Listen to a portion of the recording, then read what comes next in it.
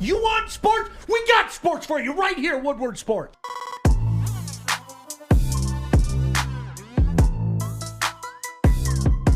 I'm never late. I'm always on time. Oh. When have I ever watched him? I want wings and pizza. Is wings and pizza? I want wings and pizza.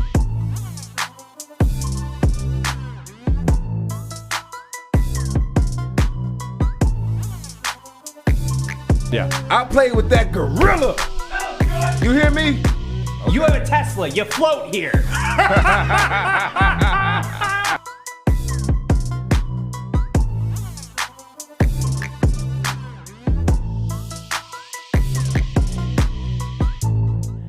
You know, sometimes things happen right before you go on the air that you weren't intending to talk about, okay?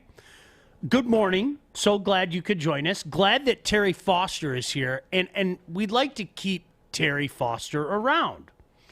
And I would categorize this as Terry doesn't know what he doesn't know in this regard. Is there an issue? Am I there getting pushed could out? be an issue, and I want to avoid an issue. Oh, okay, all because right. I want to see you around here for a long time to come.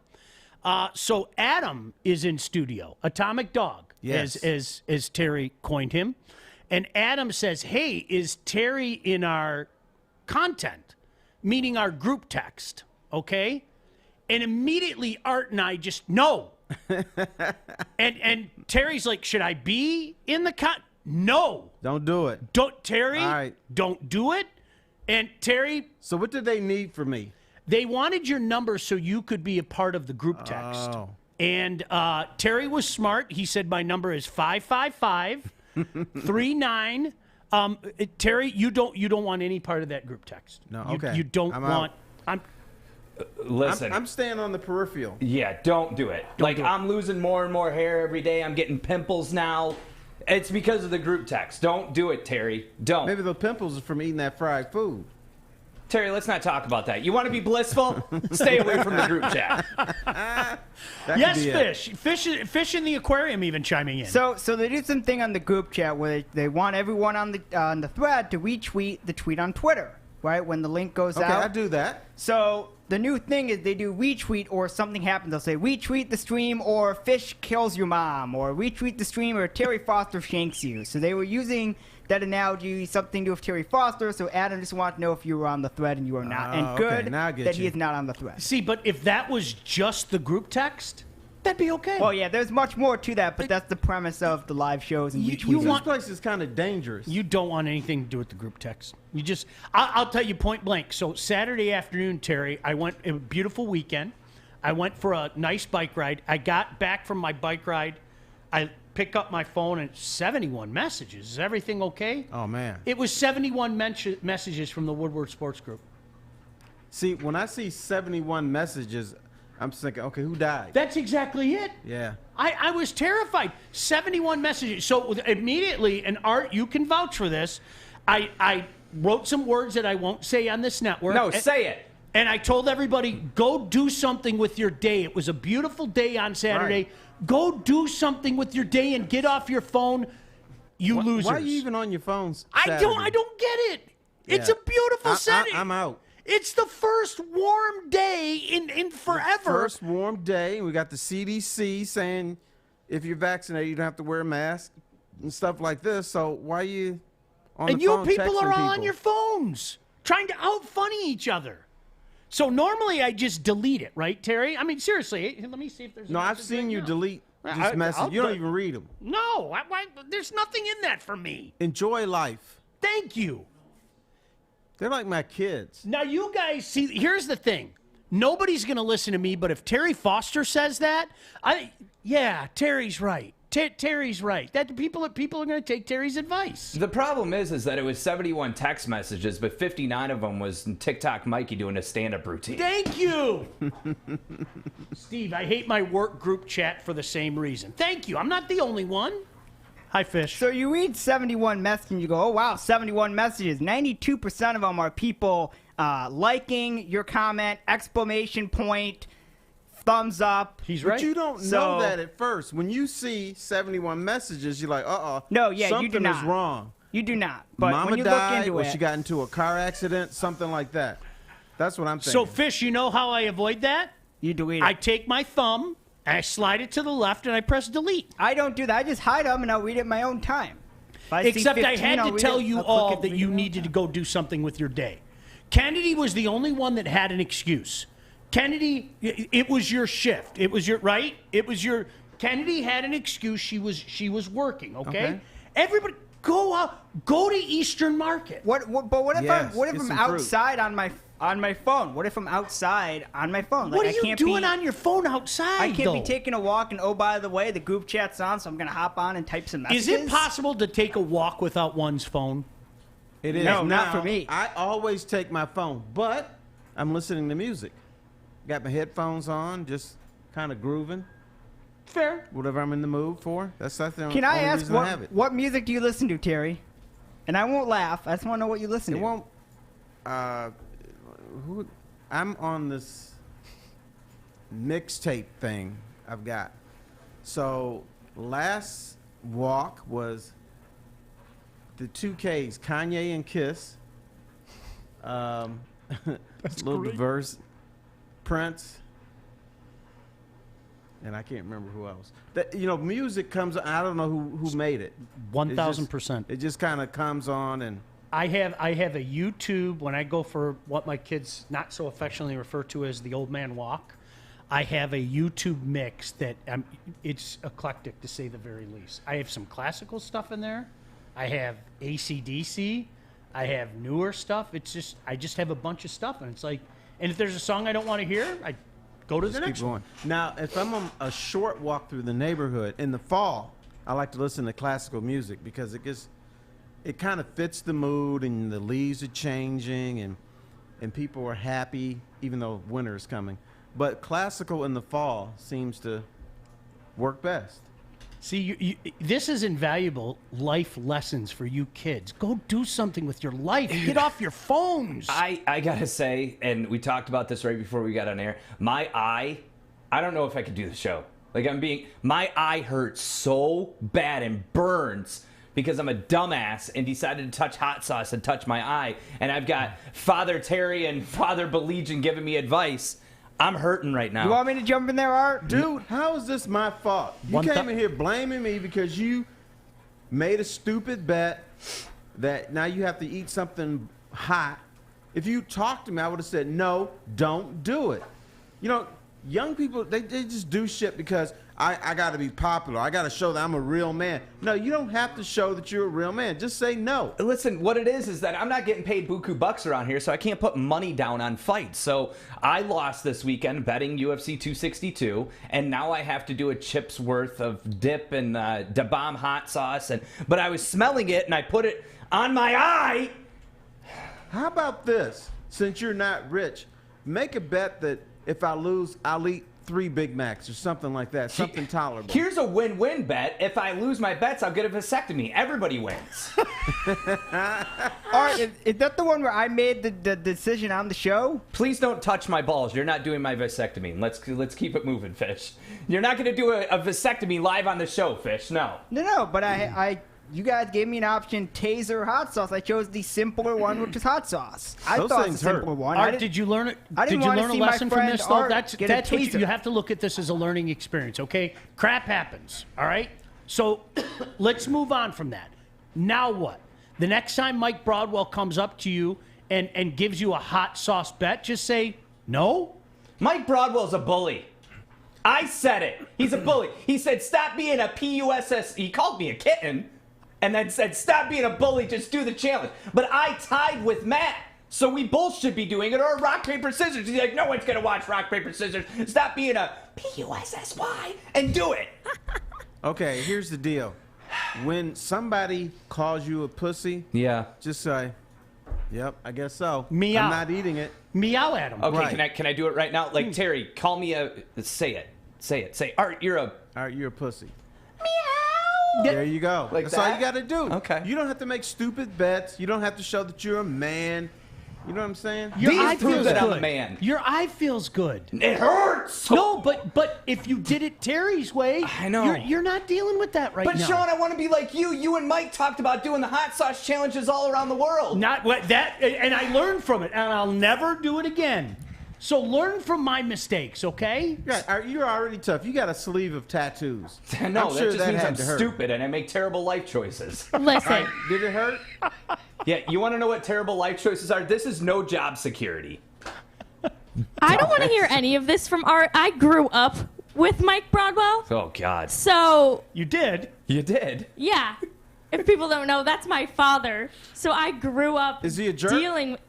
Of course. Is he a bully? Ah. Of course. Did he bully you and your brother? Probably my brother a little worse. Yeah. Because I'm the stronger of the twins. And I kind of always talked over my brother, kind of just didn't give him his time to shine. So he was very, very easy to bulldoze. So, yeah. All right. Fish. Art, did you wash your eye with cool tap water or saline solution? Fish, I don't have time. I'm doing the damn show. I don't have time. You want Okay. Chad sending? You want to make the group text really interesting? Have me not be here at 10:58. Man, this place is falling apart. I came here for a little camaraderie. Terry. To get some reps to do podcasts. Now you know to how keep it feels myself to be a fresh. member. And now everybody's just falling apart. Now do you understand why I want to keep you here, so don't get in the group text. Don't do it. Don't do it. Yeah, Yeah, 'cause if you blow up my phone with 71 texts, I'm out. I'm done. I ain't coming back here anymore. 71's a good day. that's a very good Oh, day. shit, no. Yeah, I'm That's out. a very good day. I don't have time for childish stuff. That's a all right. light day. Other than the kids that we work with, I noticed a lot of people getting out and around town. So did Terry. When we come back, we'll talk a little bit about that. Did some of the announcements last week, whether it be from Mom, Governor Whitmer, or the CDC, prompt you to go out and live a little bit? Terry did. We'll tell you about it when we come back. So glad you could join us. Woodward Sports on a Monday morning. Hi, I'm David Hall from Hall Financial. And at Hall Financial, we treat our clients like family. And our number one priority is giving each of our clients 5-star service. Our passion for 5-star service, combined with our expertise, allows us to find the best possible solution for refinancing your home loan. We take the time to focus on both the individual and the numbers. We're going to walk you through the process and close your loan in half the time of our competition. Go to davidhallmortgage.com today.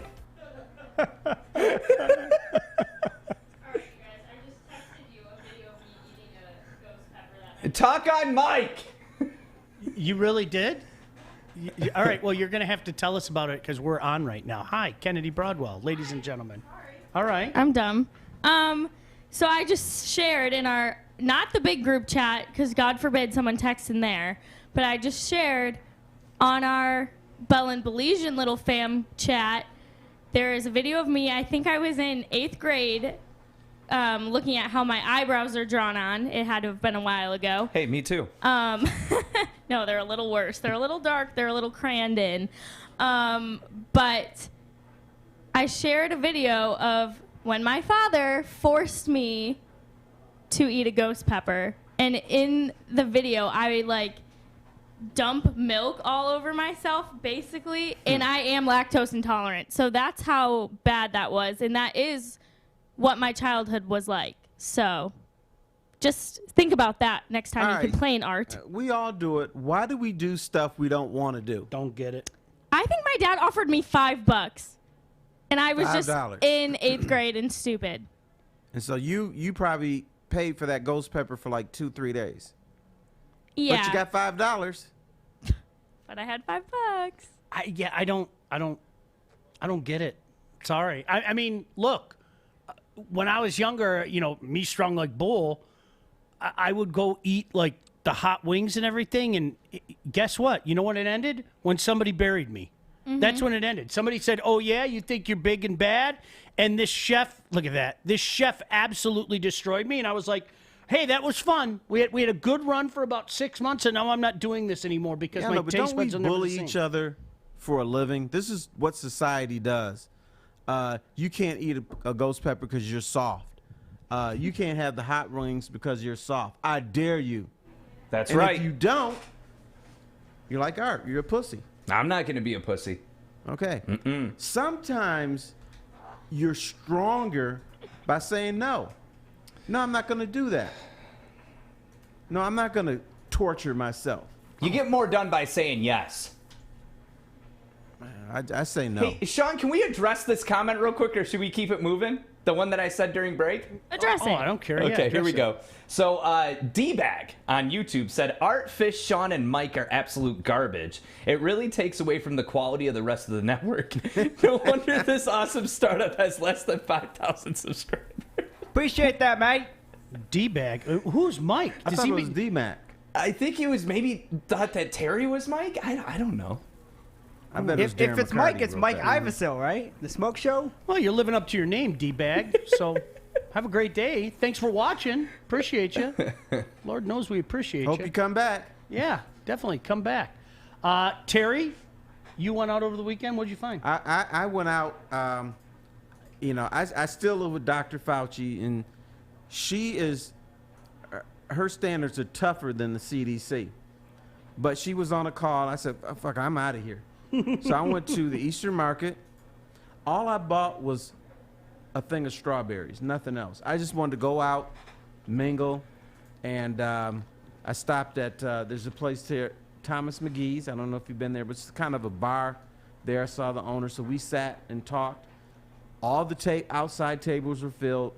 Oh, I love it. People were walking, having a good time, laughing, hugging. So it felt great. I mean, it was a sunny day, and I just hadn't experienced that in a while. Just sitting out at a table, talking to somebody, not wearing a damn mask, and not worrying about life.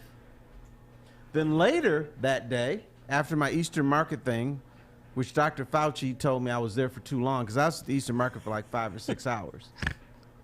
And I was just looking at stupid shit, like baskets and planted those planters Yeah. and big porcelain things. I just wanted to see stuff.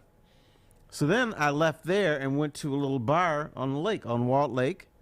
Met up with Minnie Vinny, who used to work for the Free Press. That's Vince Ellis and Wojo. Mm-hmm. And we just talked and shot the shit for a couple hours at the end of the bar, and it just felt good. Just cracking. We didn't talk about anything important, but our conversation was important. Yes. I hadn't done it in so long. It just felt great. No mask. And you're probably supposed to still worry, but I didn't worry. I didn't worry about anything. So I felt freedom. I saw people having a good time. I saw people acting normal. I saw people not recoiling when you get within 10 feet of them. Life is not normal, but it felt like a normal day. And it was so, you just take life for granted. 1,000%. It just felt great. Little things. Little things. It's 1,000%. And it's funny because I think this weekend I didn't witness, because I was out and about. I just went to a bunch of different places. I didn't witness anybody chastising anybody else for not wearing a mask. That's something it seems like, whether it be at the gas station. And I was somebody that wore a mask. I mean, anybody that knows me, if I was around town, you saw me with this stupid mask on, because so many people were like, that's a really cool mask. I like your mask. Yeah, it's an Original 6 mask. And it was like, my buddy had a bunch, and he gave them to some of our friends. And as much as I disagreed with a lot of things about this, wearing a mask just wasn't a big deal to me. Right. You should wear it anyway. Even when the pandemic is over, because it's cool. It helped. No, but you know what? It was one of those things, Terry, where it didn't bother me. Whatever. I thought people made too big of a deal about that. Just one man's opinion. You're certainly entitled to your opinion. But everybody, my freedom, you're taking away my freedom. Yeah. You know what? We can't go into the supermarket with no shirt on. You got to wear shoes. There are rules that you have to abide by. All right, let me ask you something. The flip side to this, and this is not something that we were going to talk about, but what I have noticed is almost what's the word I'm going to use? Public shaming to those who choose not to get a vaccine. Have you noticed a lot of that? Yes, there's a lot of that. It's weird. Isn't it weird? Well, there's public shaming, stop it, for people who get vaccines too. Yeah. The anti-vaxxers out there. No now, question. Here's my thing. Do what you want to do. I recommend that you get a vaccine. But if I decide not to get a vaccine, don't dog me. Agreed. Why is it your concern? Couldn't agree more. It's your concern I decided to get my 2 vaccines. Couldn't agree more. Why should you care? Doesn't make sense to me. Live and let live. Here's my question. Why are we talking about HIPAA violations? Like, why? You're not supposed to legally ask anybody if they've had a vaccine or if hey, when was your last major surgery? Like, not to compare, but no. Honestly. It's, sometimes we go and we mention it, like in passing. Yeah, I got my 2 vaccines. Then you get some guy, oh, you're an asshole. You're a dumbass for doing that. I don't understand that. It was my decision, my choice. I decided to do it. I have a friend, Ann, lives in Oklahoma. She was happy because she got her 2nd vaccine. All she did, Ann wouldn't hurt a fly. Sweetest person in the world. All she said is, I feel liberated and I feel good that I got my 2nd vaccine. Like within minutes, somebody gets on her Facebook, someone she doesn't even know, you're a dumbass bitch, you're gonna die. What the fuck? And I'm like, where did that come from? Why? So here's my question. Should a business be able to deny you service or deny you entry if you say openly that you didn't have the vaccine? Yes, because when people talk about freedoms, freedom only means you're free from the government allowing you to say or do things. This is a private business. When you walk into somebody's business, home or something, you go by their rules. So I agree that they should be able to say, no, you can't come in, or you have to wear the mask, or you don't wear the mask, or whatever. Yep. Yeah, I think an employer is something different.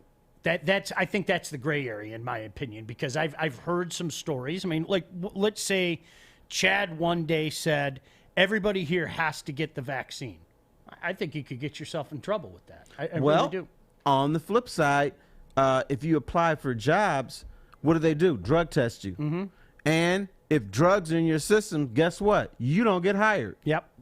So it's not just a vaccine thing. It's, I guess the employee or the employer has the right to screen people that they're going to hire. And they say, you got coke in your system.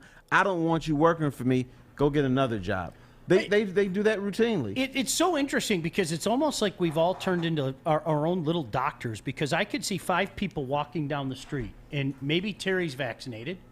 Maybe Art has a pre-existing condition that makes him worrisome to get the vaccination. Maybe somebody like me, true story, I have double antibodies. I do. What is a double antibody? Evidently, I was told I have double antibodies. So I had some version of it earlier that I didn't even know, and then I had the version of it back in late March or early April, whenever that was. Okay. So I have double antibodies. Now, as I told you, I went back and forth. Am I going to get in? I've decided I'm going to get vaccinated. Okay. Whatever.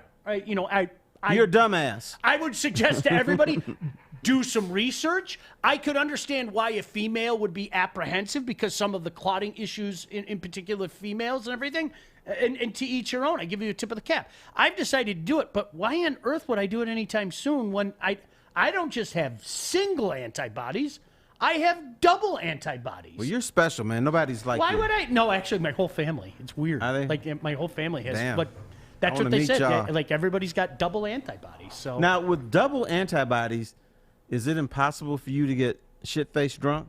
How does this work? That's a great question. I'm going to have to put that to the test. Because I got drunk last Monday, but it wasn't shit-faced drunk. There's a difference, as you well know.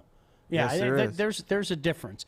All right, we'll come back. Lots of comments from you guys. Terry asked the question, what do you most look forward to? Mine is still the same. I still haven't done it. I got to do it. I'll tell you about it when we come back. Sun RV Resorts has over 160 RV and camping resorts in the U.S. and Canada.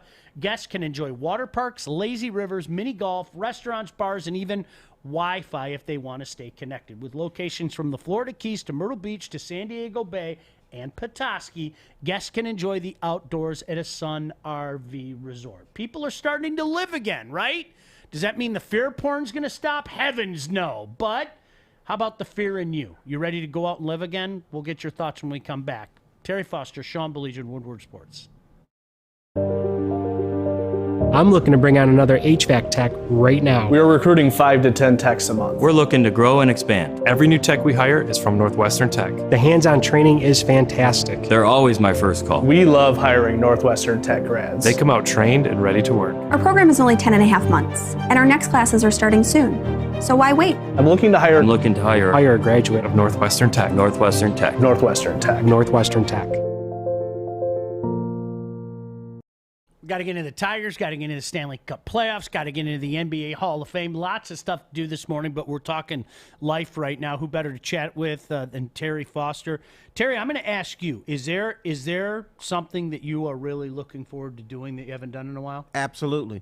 I want to go to Comerica Park with a full stadium, not with 8,200 people or 1,000 people. You know, and probably people, the Tigers are so bad, folks may not want to go. But I want to go where maybe at least 25 or 30,000 people. I just want to hear that murmur, you know, that little murmur that you can only get at a ballpark. All the chatter and everything. I miss that. I want to experience that. And if I get to experience that, here's what I want to do. I want to go to the little right field bar, because you go out there, have a couple of Blue Moons, meet people, talk, watch the game. It's a fun spot. It's my favorite spot in the ballpark. Great spot. So I want to experience that.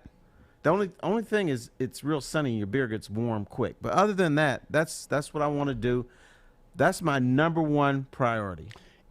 Terry, I think I told you we went last Wednesday, my son and I, and we were with what seemed to be 43 of our closest friends. And it's funny that you mentioned that murmur, that buzz. It was so eerie. It was just quiet. And you're not used to that sitting in the park. Right. Now, don't get me wrong. I loved it. I'm with my boy. I got to buy him his first beer, you know, at least with me, at Comerica Park and everything. And it was, you know, because he turned 21 late last summer.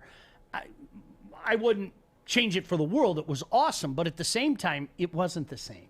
It just wasn't the movie theaters for me. I want to go sit in a movie theater. I can't tell you the last movie I saw. Like, serious. I mean, at least at the theater. I want to go back to the movie theater. You've been getting them at home now. Oh, gosh, constantly. I've watched too many two movies nominated for Academy Awards at home. I've never done that before. Unless they're like 20 years old. Yeah. So, yeah, it was weird. Because I know my wife and I watched Tom and Jerry. Not a great movie, but it was fun. At home, we watched a bunch of others. And it just felt weird. You didn't get that surround sound. I love that when you start the movie and it goes bzzz. Like, I miss that. Yeah, no doubt about it. Len said, I saw about 15 service members at a local sandwich place, and they talked about how they were glad they didn't have to wear a mask. Steve, this is going back a couple minutes ago, said, well said, Terry Foster. I prefer everyone got a vaccine, but I'm not going to chastise them for not getting it. I don't understand why they wouldn't, but that's on them. You know what? We live in a new society. Used to be when I was growing up here, I'm an old guy, you just kind of talked, and if somebody did something that you didn't like, you're like, okay, fine. As long as it doesn't affect me, you can do what you want to do. Now, it's no matter what you do, somebody's not going to like it, and they're going to tell you. Yep. And I'm like, why? What business of it is yours what I do in my private life? Yeah, I might make it public. I may say something, but you don't have to motherfuck me and, say that I'm an asshole because I decided to do something. It doesn't affect you. Now, if I was going around shooting up buildings and everything and killing people, yeah, chastise me. But when I decide to get a vaccine or eat a hot dog with extra onions on it, it doesn't affect you. Let me live my life. Stay the hell out of my life. Terry, I gotta say though, to play devil's advocate, you respond, and that's the problem. Like over the weekend, you were going on, and you were being respectful, but people were coming at you hard because you posted a political opinion that they didn't agree with. I'm gonna give you some blissful art takes. What if we both... I'm gonna ignore it, but go ahead. I want to hear it. What if we all just worked on not responding to trolls? Like, I shouldn't have put up the text of the guy saying, the D-bag guy. But to me, it's like, if we don't respond, they'll go away eventually, right? Isn't that how it works? It is, but I'm a little bit of an asshole. Here's my thing.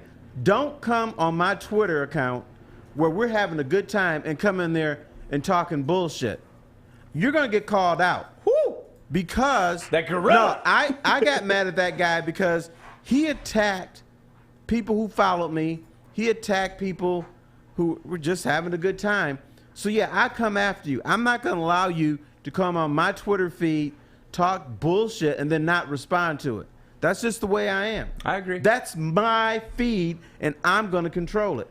I'm not gonna let you come on there. And most of these people I argue with come in here with lies. Don't come in with lies trying to sway people to think your way. Imagine that. Get him, Terry, that gorilla. I used to do it, Terry. You probably know this. I used to do it both email and on social media, and I stopped doing it. But the one thing that I will say, and I'm sure that you learned this in this business, not only from your time in radio, but when you were a writer. And Art, I know that you know this. There are human beings out there that are waiting to be offended. They're waiting. They're yearning to be offended. Mm-hmm. They will take what you said and twist it any way they want to create themselves and paint themselves as the victim. I mean, that is one undeniable truth I've learned in this business. And that's not a blanket statement at all, because there are a lot of people out there who are going to disagree. Maybe it'll get heated and things like that, but you go on about your day. But there are people that are waiting to be offended. And especially in our business, Terry, I can't believe that you would ever in a million years say that somebody would lie about you to put themselves ahead of you. Right. I can't believe something like that would happen. And these people have glass chins. Always. The one guy that I screamed at, he was calling my followers 4-letter words, and just the most evil and vile stuff you can. Now, here's my philosophy in life. If we talk and you're talking to me in flowers and perfume, I talk to you the same way, flowers and perfume. But if you come back disrespectful, cussing me out, I'm going to do the same. But with this one guy, glass chins, they can come at you as strong as they want. Then you come back with them the same way. Oh, I don't respect you. You shouldn't be doing that. Well, motherfucker, you just did it. So I can't defend myself. Get him, Terry. Right? I mean, am I right or wrong on that? But do you find yourself sometimes, like, I've been fired for speaking my mind and people calling me out for it. Like, well, I don't have a job, so I can't get fired. There's no punishment. Right. What are they going to do? What are they going to do? They can come kick me out of my house or something. I like what Jenna said, just because someone is offended by something doesn't mean we need to cancel everything. It is amazing to me how we're just expected to be these perfect little human beings. Well, we're human beings, and we're going to make mistakes. Now, some mistakes you're going to have to pay for. But sometimes, boy, the littlest thing is turned into a monster, and it's implied. It's like Terry says something, and then I try to tell Terry what he said to me. Wait, I didn't say that, but that's what you meant. Yeah, right. Oh, so People now you're interpret. a mind reader as well. Oh, Right. Okay, cool. But, sometimes it's not mistakes. It's just how you are as an adult or a human being. That is offensive to some people. They don't want to hear it. So, move on. I don't know why people who hate what I have to say about Black Lives Matter, or the fact that I'm sometimes afraid that my son is going to run into the wrong police officer at the wrong time, that if they're so offended by it, then don't follow me. But they still do, and they got to, say I'm a liar and all this kind of bullshit. And I'm like, I don't have a reason to lie. I don't benefit. I just tell you how life is, how I see it, and I just roll with it. Yeah. But do you feel it's a winless battle? It is a winless battle, but here's the key. I'm having fun doing it. Are you, though? Yes. You don't get, like with me, I see certain comments that people post to you, and I'm like, no, but I get pissed off, but I'm like, all right, I'm ready to fight today. Let's roll. You know what the thing is? Like for me, I've always, if somebody says something that like isn't true, I'll always go, well, that's not true. I don't know what to tell you. I mean, and things like that. But at the end of the day, I'm also somebody that you've heard it all. Like honestly, in this business, I've been called everything you can think of. I've been accused of doing this, that, and the other thing so many times. Like, guess what? I have triple antibodies towards that stuff. All right. Like, if honestly, you're not going to offend me. I've heard it all. Honestly, I have. And so it's one of those things that, do you feel better about yourself? I hope you feel better about yourself. Can you imagine how miserable your life must be? Right. I'm going to go troll this guy or troll that guy. It's like, boy, how sad are you? Here's the other thing. They only hit the guy carrying the ball. Yeah. It means you're doing something that is extraordinary or doing something that's, I don't want to use the term special, but you're doing something. Like in football, they don't hit the guy that doesn't have the football. They hit the guy that's carrying the ball. And that's the way it is in life. Yep. If you're saying nothing, doing nothing, and spineless, nobody comes after you. That's absolutely a factual statement. Hey, let me tell you about Northwestern Tech. You can start a new career in an industry that is always essential, especially in a week like this where it's going to get up to like 113 degrees. The heating and cooling industry. Learn more today by visiting northwesterntech.edu. Terry had a great comment about the Tigers last night. The Tigers are no longer pathetic losers who can't score. In my opinion, they're just pathetic losers. We'll get into that when we come back. He's Terry Foster. I'm Sean Baligian. This is Woodward Sports.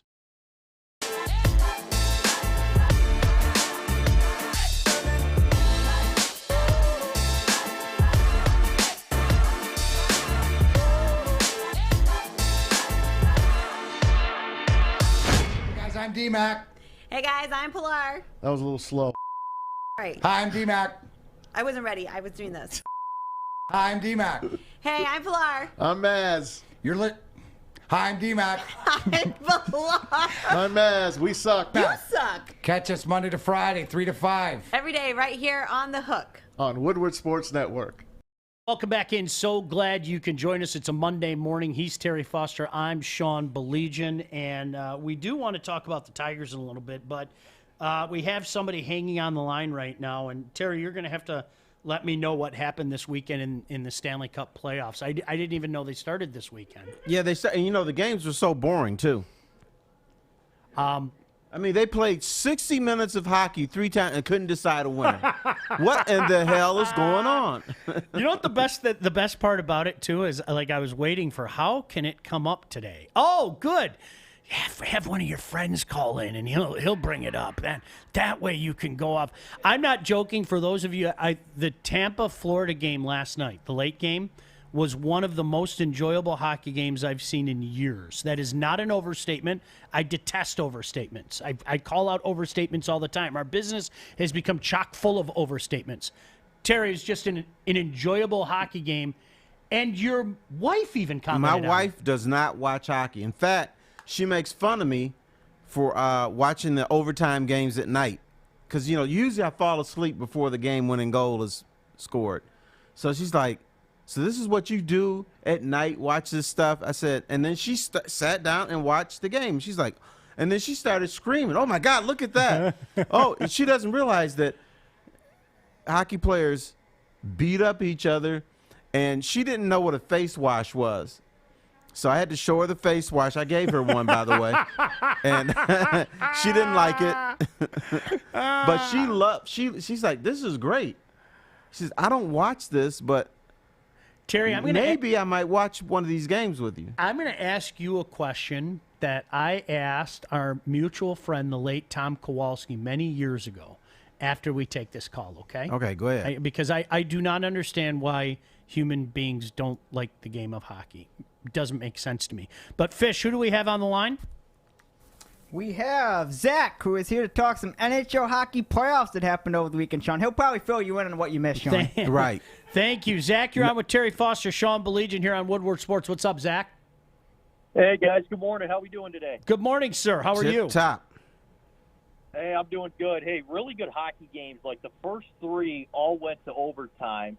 I think it was the Capitals that took game one on Saturday, and then yesterday Islanders came back. They won, and knocked off the Penguins. Then you had Vegas against Minnesota, and I thought Vegas was going to come away with the win, and then Minnesota had changed their thoughts. But Tampa Bay, Florida was really good last night. My Twitter feed mostly was consisting of, what was going on, how hostile it was. It was the first time ever we're seeing two Florida teams in the Stanley Cup playoffs, first time that they're having this meeting. And it was just crazy just to see what was going on. But when you got, two Stanley Cup winning head coaches and in that situation, it was unbelievable. And it just kind of reminded you of those old school days, just watching it and just how hostile it could get and how intense it could be, especially when it comes to Stanley Cup playoffs. And that's why I enjoy them, because with the Stanley Cup playoffs, it almost feels like every game feels like a Game 7. You hate to say that, and yeah, I know it sounds a little cliche, but that's just my perception of it. Zach, and you know what I think part of it is, and I hope and pray that the NHL gets back to this. I think the divisional playoffs are tremendous. We grew up in an era, I don't know how old you are, but Terry and I grew up in an era where you had the Norris division, you had the Adams division, you had the Patrick division, you had the Smythe division, teams that saw each other so much during the course of the season that there was built up some hate already to start a series. And some of those series, I mean, you think back at Toronto and Detroit, Chicago, Detroit, whatever the case may be, some of those series, man, you can't manufacture that stuff. It happens on its own, or it happens through the passage of time. And I, for one, hope that the NHL goes back to some of the divisional type of playoffs as opposed to the 1 versus 8. There's a different vibe. I agree with you wholeheartedly. I mean, that Minnesota-Vegas game, as Tammy said, those two goaltenders, just anything you can do, I can do better. I'm sorry, that's a fascinating watch to me, and nothing sells better than hate.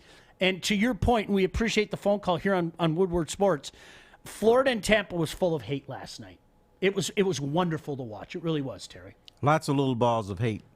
Yes. Which, that's part of the playoffs. And the other thing is, why do so many of these games go into overtime? I have a philosophy that you have to earn your goals in the playoffs. Mm-hmm. You don't have the Wings turning the puck over 8 or 9 times in a period and giving the other team like 6 or 7 scoring opportunities. You got to go from from one side of the rink to the other. You got to earn every inch, because you just don't get those opportunities. You get them very infrequently, and if you do get it, you better bury it. Yep. Fish.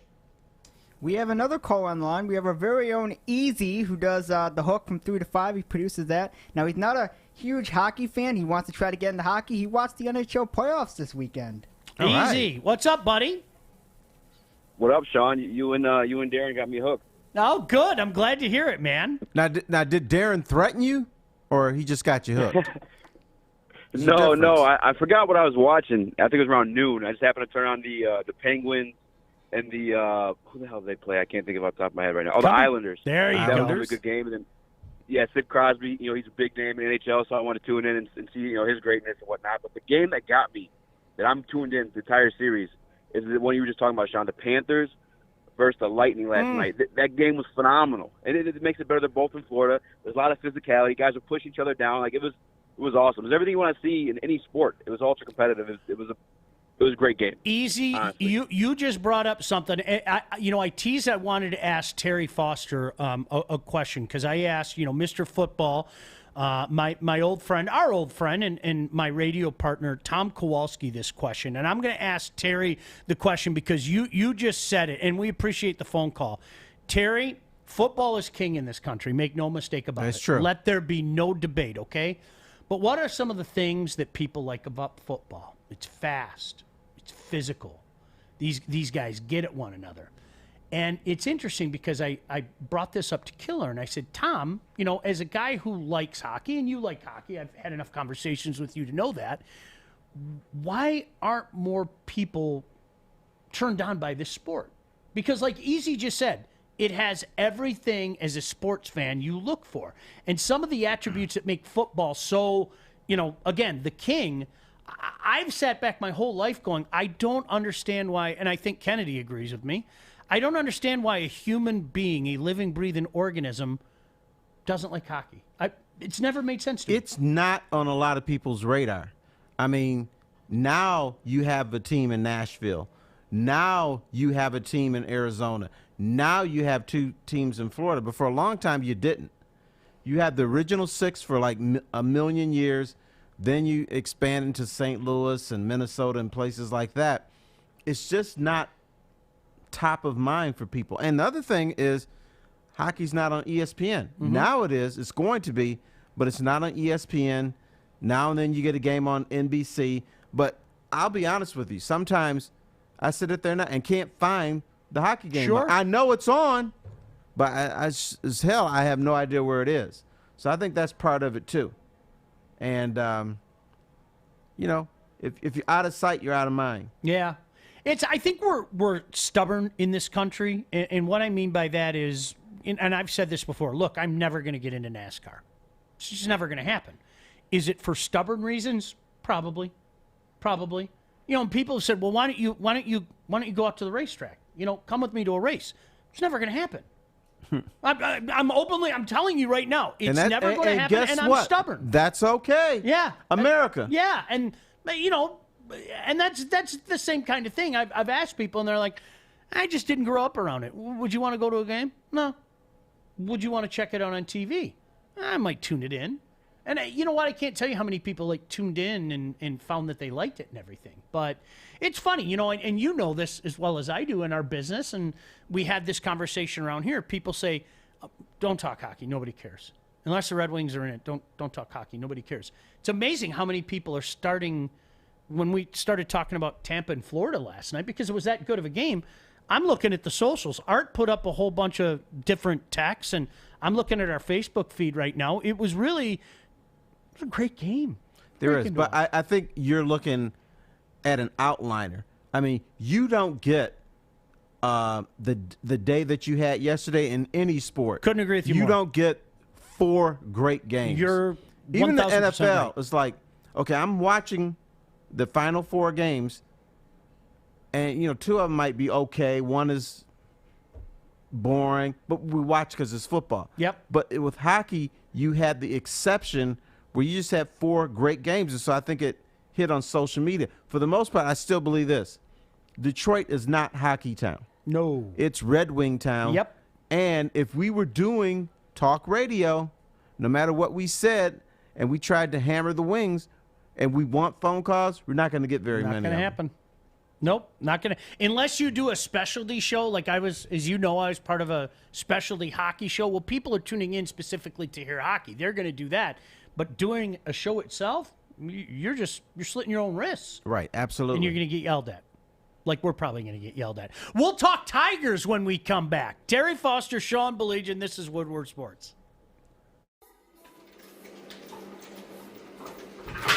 Morning, Art. Morning, D-Mac.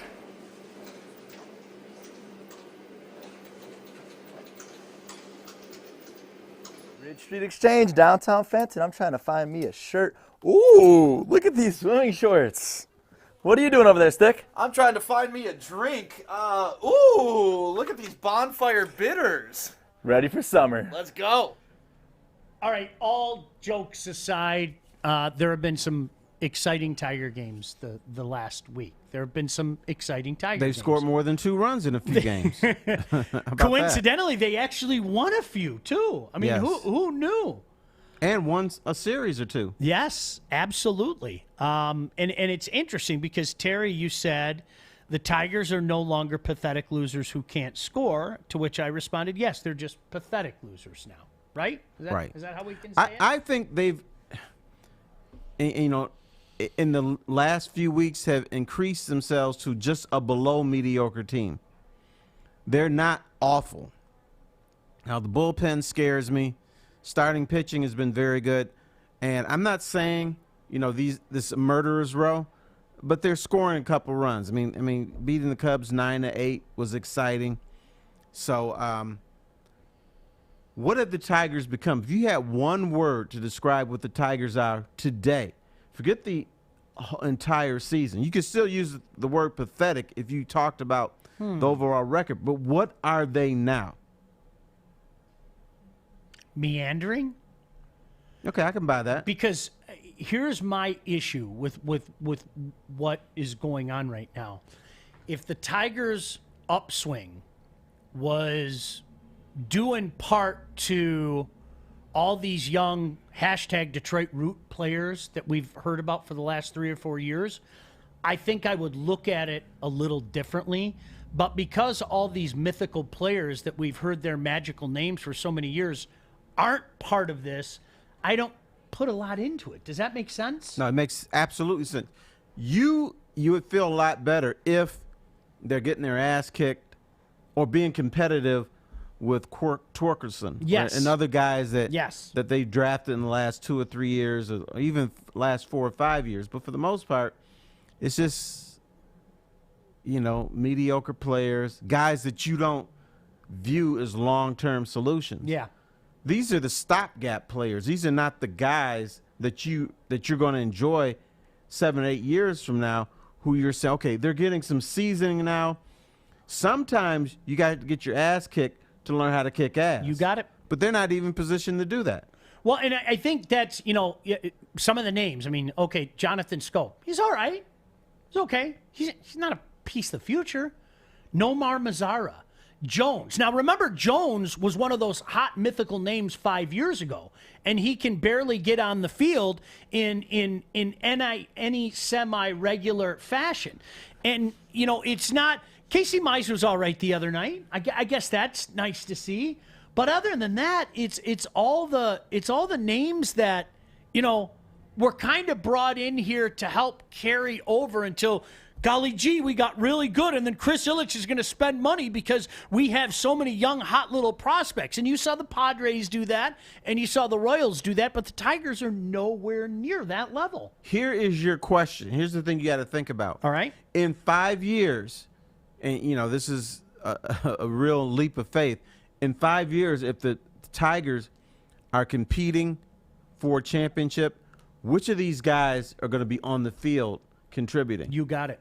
That's the question you need to ask. And that's a great – I mean, you guys look at the roster. I mean, how many of these guys do you think are going to be there? And I think what's frustrating about this, Terry, and I always cite your former colleague, and a good guy, no issue with him, but I remember in 2011 where the Tigers, in my opinion, clearly had the best team in the division. I remember hearing Lynn Henning, former Detroit news writer, talk about how the Royals were doing it the right way, and look at all the youth that the Royals have and look out for the Royals. Right. And then what happened? They stunk in 2011. They stunk in 2012.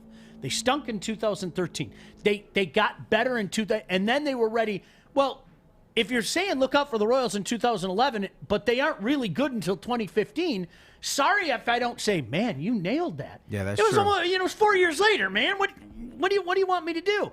And I think I'm hoping that something like that happens with the Tigers. Maybe the people jump the gun, and some of these young players are going to take some time, and you're going to have to fill in some of the holes by going out and signing good players. Not the Scopes and Mazzaras and Ramoses of the world. I'm hoping that that's a case a couple of years from now, but pardon me if I don't have a lot of faith, especially with the guy in charge calling the shots. Well, defending young Lynn Henning, you can be a visionary and see things that can happen 4 years down the road. But Sure. you need to say, okay, I think they're going to be good. Not next year, but I can see a blueprint for a team to be good in 4 or 5 years. Yes. So, I mean, I've seen that in sports sometimes where I say, okay, these guys are young. These guys don't have experience. And then sometimes you never know when the experience is going to all of a sudden hit, bam. Yeah. Like, I love players who turn 27 years old because something seems magical. Before then, okay, I'm just trying to get paid. I'm trying to feed my family. I got to buy a house for grandmama.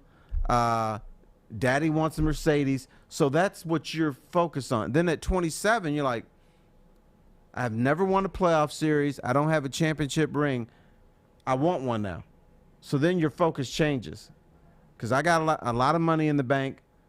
So how can I be a championship player? I think it seems to happen at age 27, 28. Yeah. So you got to wait until those guys get that little play out their system. Isn't it funny? I mean, just hearing you use that kind of mindset, Terry, what maybe some of the younger generation doesn't know, but Terry will tell you, and I'm certainly going to tell you, the Red Wings kind of turned into the model for the National Hockey League. They did. There were a lot of people that thought that their window closed. Now, they're not going to admit it today. I mean, there aren't many people that are going to say, I missed, my bad. You know, I always try to pride myself on that. Yeah, I thought Bob Quinn was the answer. I'm calling myself out. I'm no revisionist history. But, Terry, if you remember, there were a lot of people that thought, okay, the Wings went to the finals, and they had this magical regular season, and then they lost to the Avs anyway. You know, maybe it's time to start moving these parts and think. It's crazy when you think about that now. You know, I mean, that there were people out there. You know, you heard it on Sports Talk Radio. You heard it from buddies of yours and things like that. You know, with the Tigers, I mean, they're obviously nowhere near that. And it's funny because people say, well, what should the Tigers do? There's nothing they can do now. This is like now. There's people who think the Wings window is closed. Yes. When was it open? Yeah. I missed that. Yeah. Well, you know, if you remember, it was finals in '95, and they got unceremoniously swept. Oh, you're talking way back then. I thought you were talking about today. Yeah, I'm like, way back. Yeah, way back when. I mean, there were, and that's where we're at. You know, if somebody says, well, what are you supposed to do if you're Al Avila? There's nothing you can do right now. You have to hope and pray that all these cute little prospects grow up and you can pinch your little cheeks and turn into players. No, you can do right now. Didn't they just cut one? Yes. Yeah, this is not going well. No, it isn't. I wish more people would talk about it. But well, you're screaming loud I've enough. been doing this for 2 years. Terry tries to, again, all one has to do, look at the return when you're giving away all-star caliber players, a Hall of Famer in Justin Verlander, a good player in J.D. Martinez. When you're giving away these again, and you got nothing to show for it, you failed. That's pass or fail. You failed, and I don't know. I think he gets a pass because he's a nice guy. Al's such a. How many times do you hear somebody say that? Oh yeah, nice guy. Al's such a nice guy. Love him. He's such a. Well, and he takes time and he talks in the media and he doesn't avoid you. There's Nomar Mazara. Nice catch. Nice to see Nomar doing something out in the field. He isn't hitting real well, but another one of those guys. Look, he's a cast-off. Rangers let him go to Chicago. Chicago gave him up for nothing. Am I supposed to be excited about that? Sure, he's 25, but am I supposed to be excited about that? And I think that's the frustrating thing. You know who else was sort of a cast-off? Who's that? Pudge Rodriguez. Yeah, he was. The Rangers no longer wanted him. The Tigers bid it against themselves to sign him. But he's probably the most important player they've signed in the last 20 years. Carlos Guillen, too. You know. Carlos Guillen just had somebody told me he was like the Pied Piper to a lot of the younger players. He was the guy that kind of brought everybody together, especially the Latin players. Yeah, that's true. But people would not have signed in Detroit if not for Pudge Rodriguez. 1,000%. This is not a free agent destination. Guys don't want to play here. They don't want to play here until they get here. Yeah. Then they're like, yeah, it's not so bad. It's amazing. I think I kind of like it here. Isn't it funny? Mm-hmm.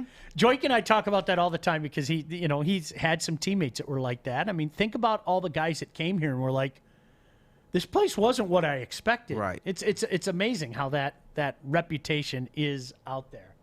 Lynn said, nice guys don't win championships. Terry, I remember having this conversation with Mitch Albom many years ago about he was tight with Joey Harrington. Mm-hmm. And Mitch said, he said, we shouldn't be so quick to run, good guys out of town. I said, I don't want Mother Teresa as my quarterback.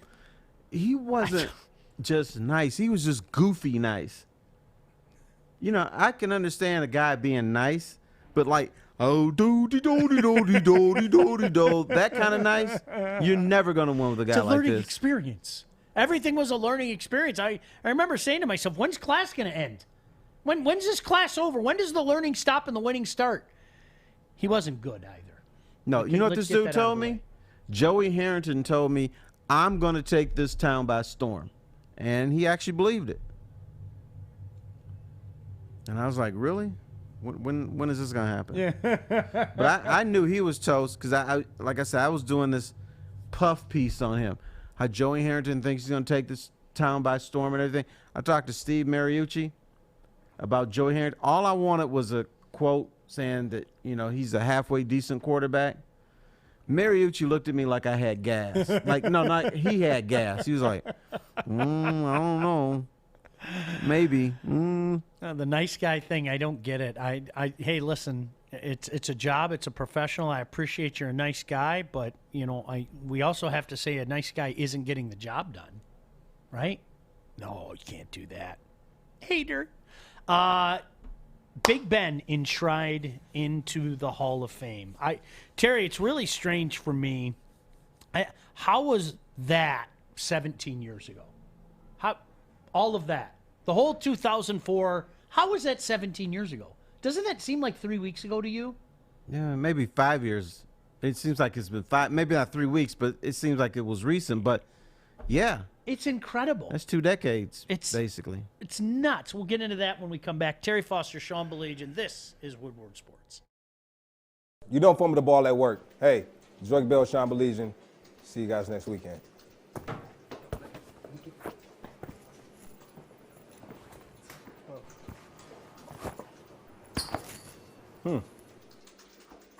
Thanks, Mike. Oh, Bell's soft. Wait till it comes to New Zealand. Pour that out. See, again, something happens during the break that we have to talk about here, all right? Young Kennedy is over there like in a sundress-like thing, right? She's like totally like, look at, chilling, all that.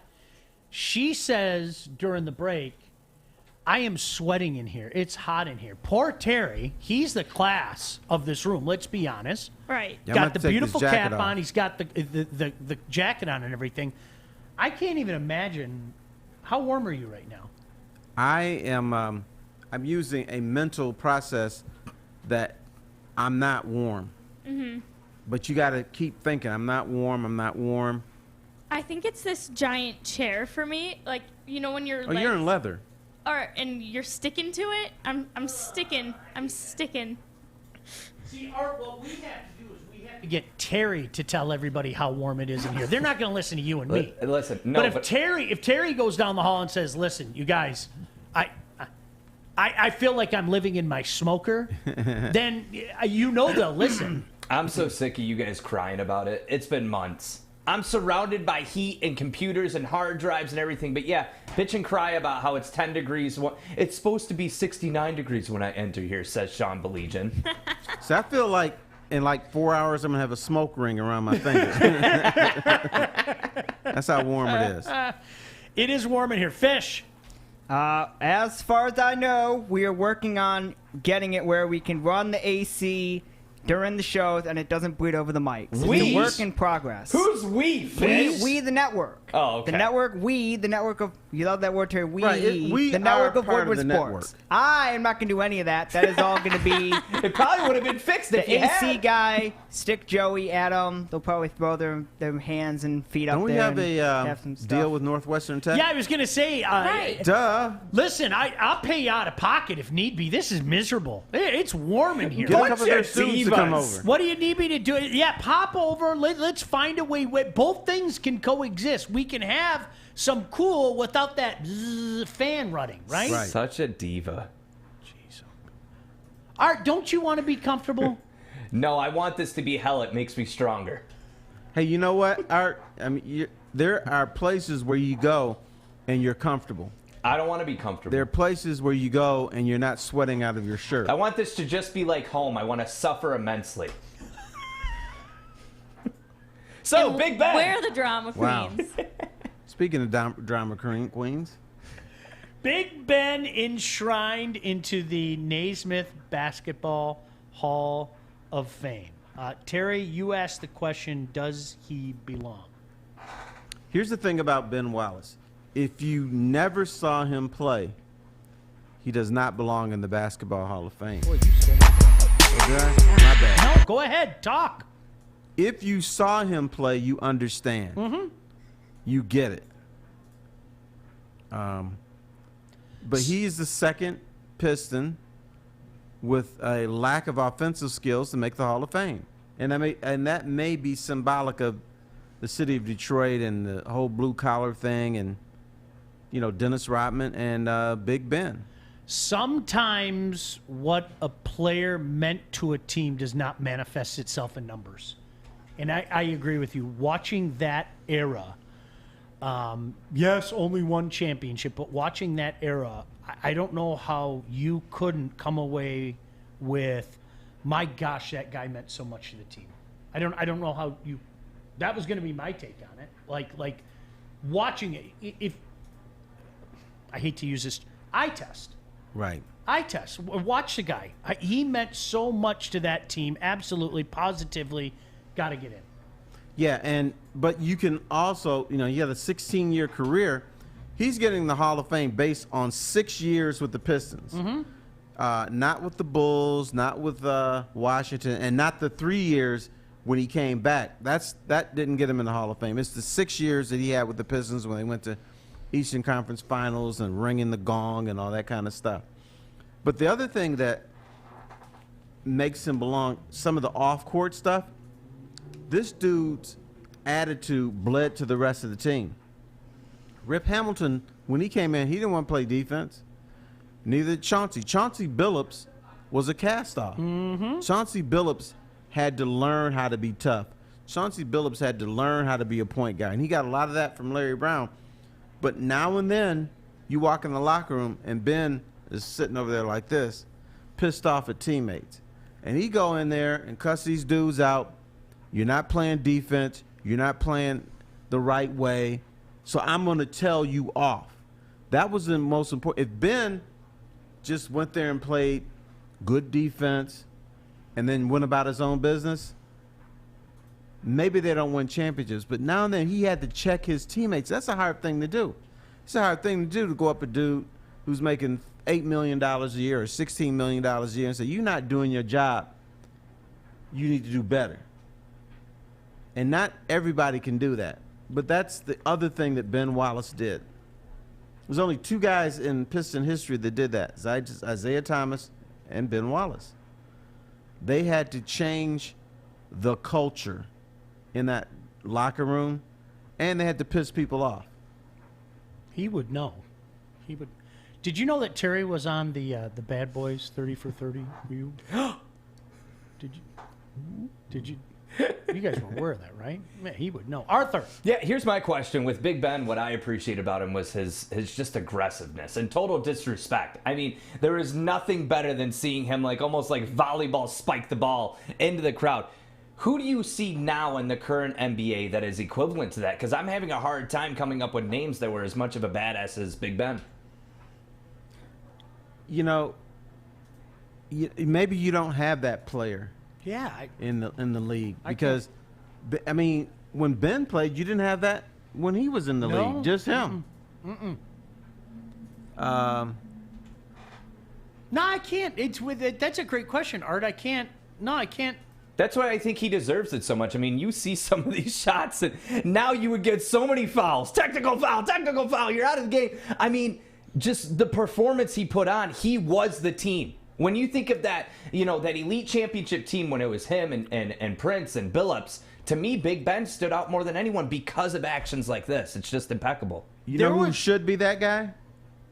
Andre Drummond. Absolutely. Agreed. Because he's very athletic. He's a great rebounder, but he doesn't have that it thing. Like Ben, I mean, he had to understand he's not a talented guy. So how do I stay in the league? He stays in the league with energy. Would he agree with that? Would he say that that's what kept him in the NBA was his ability to just softball, volleyball punch those, the basketball out or be a super defensive player? I think he would say, I stayed in the league because of work ethic. Now, if you are like Carmelo Anthony, you can score 25, 26 points a game. You don't have to work hard at other stuff. Ben Wallace was cut in Washington. Ben Wallace was a throwaway in a trade for Grant Hill. Ben Wallace was a nobody in the league. So he's thinking, okay, how do I stay in this league? I have to have a very unique skill set. What don't they want to do in the NBA? Nobody wants to rebound or play defense. So that's what I'm going to do. So that's how he stayed in the league, and I'm sure he would agree with that. Yeah, good take, no doubt about it. I've never seen a team. There was something about that team, Terry. We lived through it. Maybe some of you. The way that team and Detroit became one that spring. I'll never forget. And I'll give you an example. My grandmother at the time, gosh, she was probably 76 years old. She would call me, and she wouldn't ask, how's my grandson, my great-grandson, how are you doing? All she wanted to do was talk about the Pistons. Oh, I thought you was calling Ben Wallace a great-grandson. No. Honestly, that'd be a great story. Ben, I'm your brother. Right. But all jokes, Terry, there was something about that. People just embraced that team because they were, and you brought it up earlier, they were synonymous with Detroit. They were. They just, nobody thought anything of them. Guys were cast off, and they all came together and made something special. But that bond between that team and the community that spring, I'll never forget that. It was incredible. It really was something. Yeah, and there has to be something to the fact that they were the team that people didn't want them. Yep. Like Rasheed Wallace is this asshole. We got to get him out of Portland. Yeah. Chauncey Billups is a cast-off. We got to get him out of Boston, get him out of Minnesota. Once again, the Pistons signed him, and there wasn't competition for him. So they were just dudes. They were just dudes that maybe on another team, they couldn't contribute to a championship. But here, it all fit. And then you had the Mike James and Lindsey Hunter. They had their little Tasmanian devil 4 or 5 minutes a game, and it really counted. It mattered. And Tayshaun Prince, you had the block of Reggie Miller. Jeez. He was a good, he used to get lit up now and then, but he was a very good defender. And early in his career, when Piston people didn't want to take shots, even Chauncey Billups, Tayshaun Prince took the shot. He wasn't afraid. Remember that? Oh, dude. Mm-hmm. He was a whiner. I didn't do that. What do you think of it? What are you doing in there, Art? Oh, well. I just happened to look into the room, and Art, do you want to share with the viewing audience what you were doing in the other room? The only reason I'm hot is because I'm wearing a Carhartt. Durable protection. Carhartt. Art's literally like this in the other room, and it was so funny. It was like the kid with his hand in the cookie jar, Terry. He just, we met eyes, and he goes, I just kind of sat out. Is the Carhartt t-shirt hot? Yeah, they're hot. They're thick shirts. I don't know why I wore the thickest shirt on a 70, 80 degree day, but yeah, I'm We're short sleeve. All right, so we'll talk a little bit about Ben. Local guy gets in as well. A legend who, when I was younger, Terry, I had a friend who played at Brother Rice, played basketball at Brother Rice, and we heard about this legend named Chris Webber that we had to go see at Detroit Country Day. We'll talk about that a little bit when we come back as well. He's Terry Foster. I'm Sean Baligian, and I want to talk to you about 8 Mile Vodka. 8 Mile Vodka, born in Detroit, distilled in single 90-liter batches to allow for optimal quality control and care, then carbon filtered, aerated, and bottled at the perfect time to produce a subtle taste with smooth finish and character all its own. Now, how good is 8 Mile Vodka? Well, we did have a bottle here for a prop. But it was so good, somebody decided to take it home with them. And that's where it should be. It's an exceptional premium vodka that can be chilled and enjoyed straight or mixed to create an exceptional cocktail. Try a Moscow Mule. Next time you're out, ask your bartender for an 8 Mile vodka or pick up a bottle at Meijer. And as always, drink responsibly. Terry Foster, Sean Baligian, talk a little bit more about the NBA. I'm about to call it the NBA Hall of Fame. The Basketball Hall of Fame in Springfield, Massachusetts, right here on Woodward Sports. Hi, I'm David Hall from Hall Financial. And at Hall Financial, we treat our clients like family. And our number one priority is giving each of our clients 5-star service. Our passion for 5-star service, combined with our expertise, allows us to find the best possible solution for refinancing your home loan. We take the time to focus on both the individual and the numbers. We're going to walk you through the process and close your loan in half the time of our competition. Go to davidhallmortgage.com today. All right, welcome back in. Congratulations to Detroit's own, of course, a member of the Fab Five. We could sit here for the next half hour talking about his couple years there. And now, Naismith Basketball Hall of Famer Chris Webber. I think it's well deserved. Now, I have a problem with something. Chris Webber is not in the Michigan Sports Hall of Fame. That's a joke. He should be. Absolutely. But people still hold out. They're pissed about the Ed Martin scandal and stuff like that.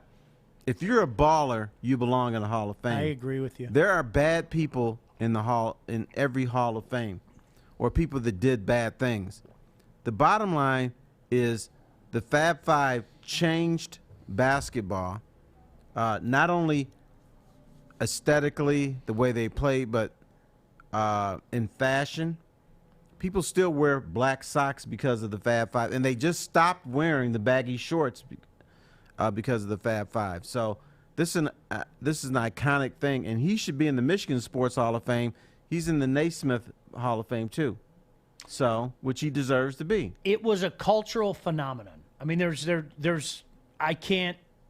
nothing in my lifetime that I can compare to the Fab Five sports related. I mean, it really was. It was a cultural phenomenon. It was. I say it to young Joik all the time, and these kids in here. You and I again lived it. It was crazy. You had to see what those guys were doing for a 2-year span. You Absolutely. Really did. Now I tell you who else needs to get the rag out their ass. How many Fab Five basketball players are in the University of Michigan Sports Hall of Fame? One? I'm going to say one. How many is it? 0. Wow. None of them are in. No C. Webb, no Jalen Rose. Somebody fix that. No Juwan Howard. Somebody fix that. Yeah, somebody fix that. All right, can I tell you what my feeling on Chris Webber's pro career was, Terry? And you tell me, all right? And this is probably going to sound disrespectful, but I'm going to say it anyway. He never lived up to the hype in the NBA. He was a damn good player. Don't get me wrong. And deserving of what the Naismith Hall of Fame. I guess maybe I'm a victim of my own expectations of the guy. He wasn't Superman. He was a damn good player. But I guess I expected a kind of a transcendent type of player. And to me, he wasn't that guy at all. Is that unfair of me to think that way? Where did he play? He was stuck in Sacramento for a long time. He was stuck at Golden State when they weren't equipped to win. And most of his career was at Outpost. Yeah.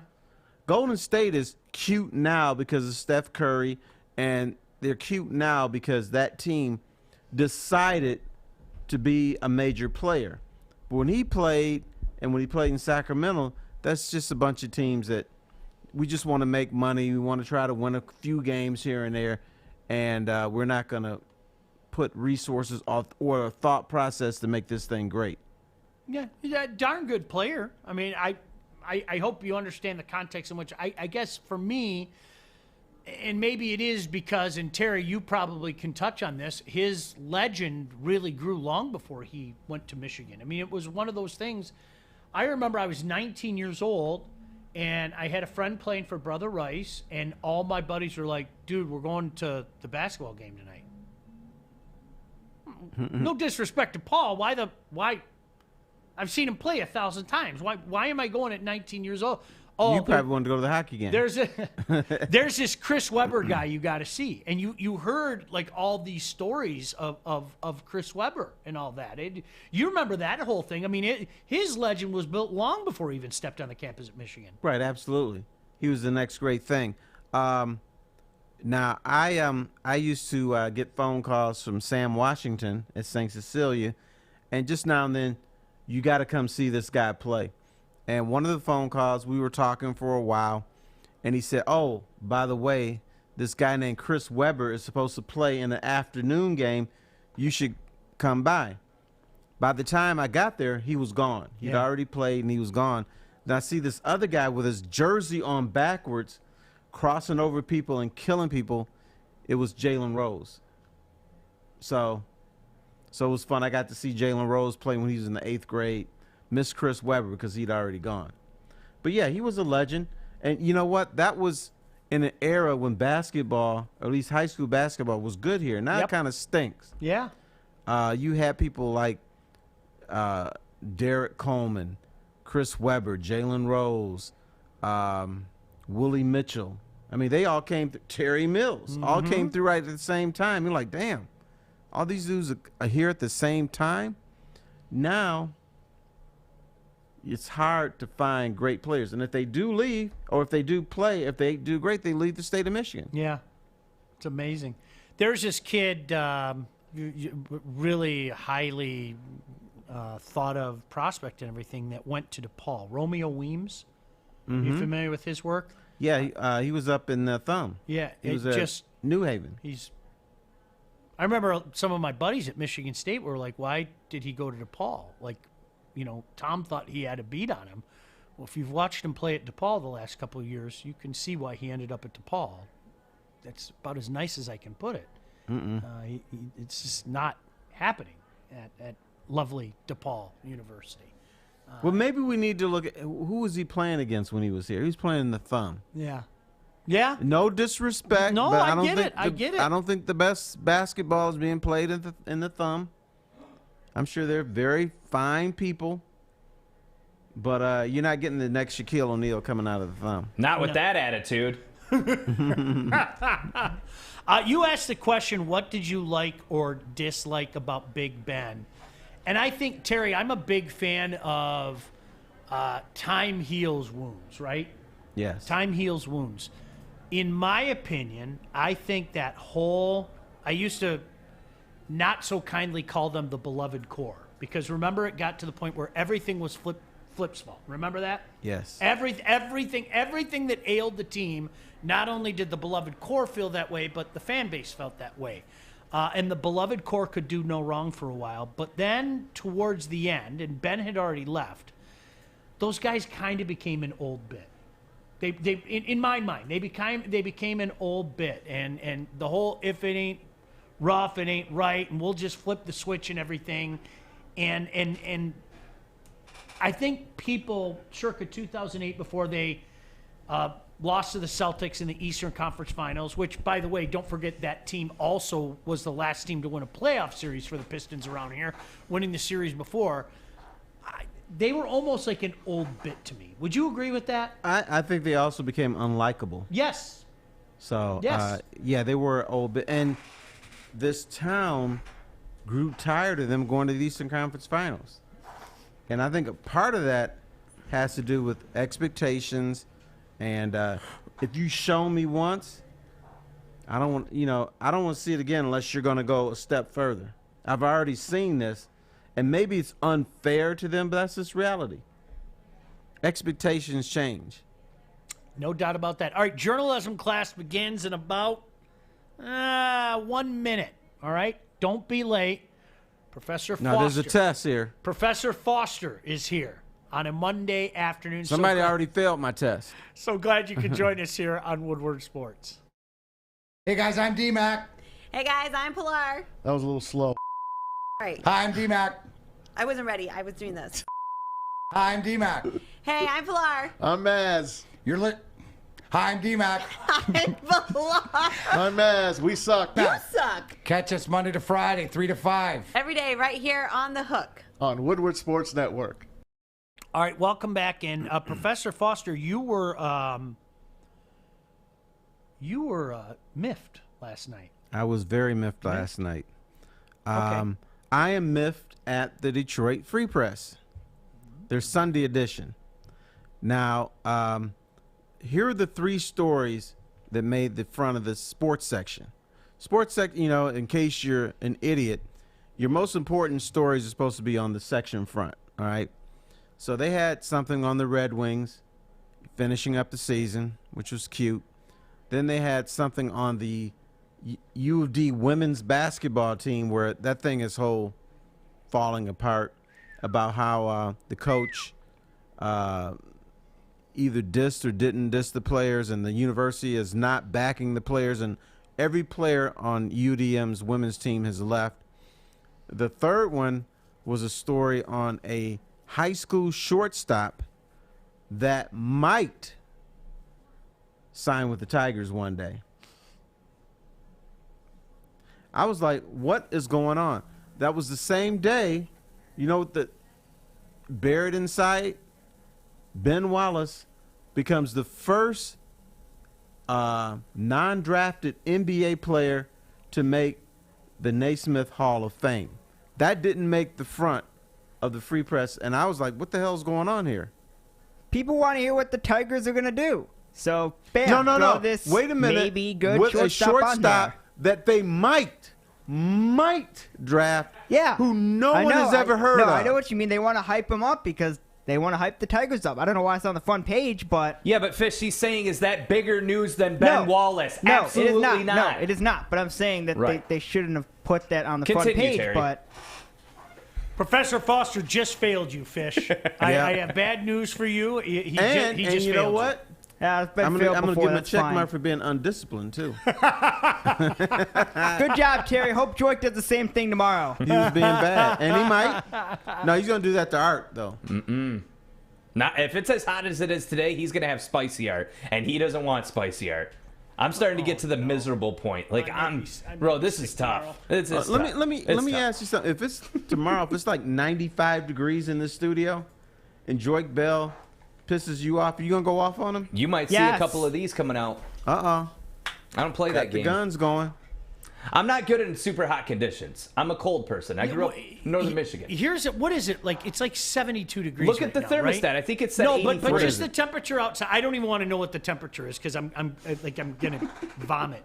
We're having outside is 72, but you know it's going to be 80 this weekend or Friday. The weather, like here in lovely Birmingham, 79, 79, 88, 88, 88. That's the rest of the week. That's the rest of the week? I'm not coming in later this week. No, I won't What? come in. I'm No, done. Are you kidding me? If it's 88, or if I do, I'm not going to wear a shirt. Yeah. That could be, Terry, you and I talked about this weekend. That could be the start to your OnlyFans. Yeah, I don't want anybody to see my belly, though. Yes, Fish. The thermostat is 80 degrees exactly. No, there's no way. It's hotter than that. Well, it says 80. I trust I the believe thermostat. it's so. 80, but later this week that thing's gonna say 90 on there. Oh boy. Good Terry, luck. can you save us? Especially if you are, and Terry, I'm guessing that's the editor of the sports page that has to make that call. I want to make sure I'm being correct. Yeah, the sports editor and the editors. There's plural editors have to make that call, and so the writers don't make that call. No. You just kind of they decided Ben Wallace, being in the Hall of Fame, shouldn't be on the section front. It's almost like I used to feel sorry for guys like Terry and Wojo and Mitch and everything. Like back in the day when I was working with a bunch of these guys, when people would go off at you on the headline of your column. Yes. And like if I had a dime for the amount of times that I heard somebody like Terry say, I don't know what to tell you, I don't come up with the title. We'd be sitting on a beach right now, hot, but we'd have fruity little drinks in our hand because I'd be a rich man. That's a misconception. Yeah, that's a misconception. And a little shrimp, too. Ooh, I'd love to do. Oof. Two things. So someone asked if they missed the call-in section. No, you could call at any time. The other thing is this, and this is just ignorance on my part. How long do editors and like places like the Free Press have to turn around a story and get it actually on paper? For the Sunday paper, they plan that paper on a Friday. And so they have plenty of time. But you can, if news dictates where you put a story, it can happen like at 6 o'clock and you can get it in. We knew Ben Wallace was going to be in the Hall of Fame early Saturday. So there was a conscious decision. They knew he was getting in, and they decided, we're not going to put it on the section. So front. a lack of time is no excuse for them. No excuse. Okay.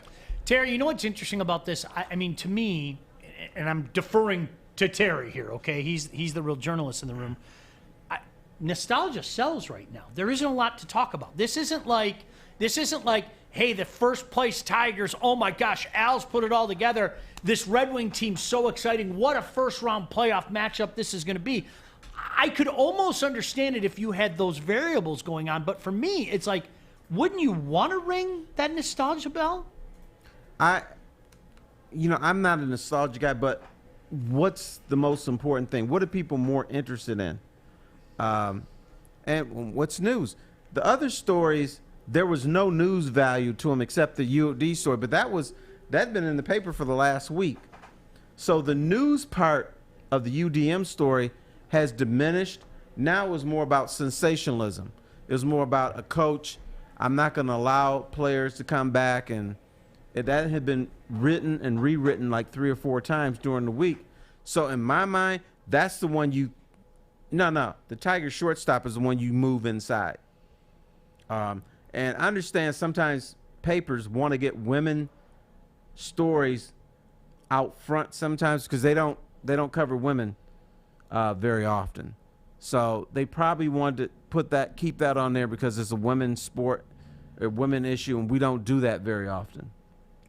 By the way, Terry, just can we go back to the beginning of the show for a second? This is just for your purposes. While you were talking there, I got 7 message to the Woodward Sports, and not 71. 7. 7. Okay. 7 in what? That was about 45 seconds where you were educating the class? Yes. So I apologize for not giving you my full attention, Professor Foster, but in that time I got 7 messages. And you know how many I read? None. Okay. I was hoping. Delete. Nope. If you said 3, nope. I was walking off the show. No. Say, Sean, no. You're a liar and a hypocrite.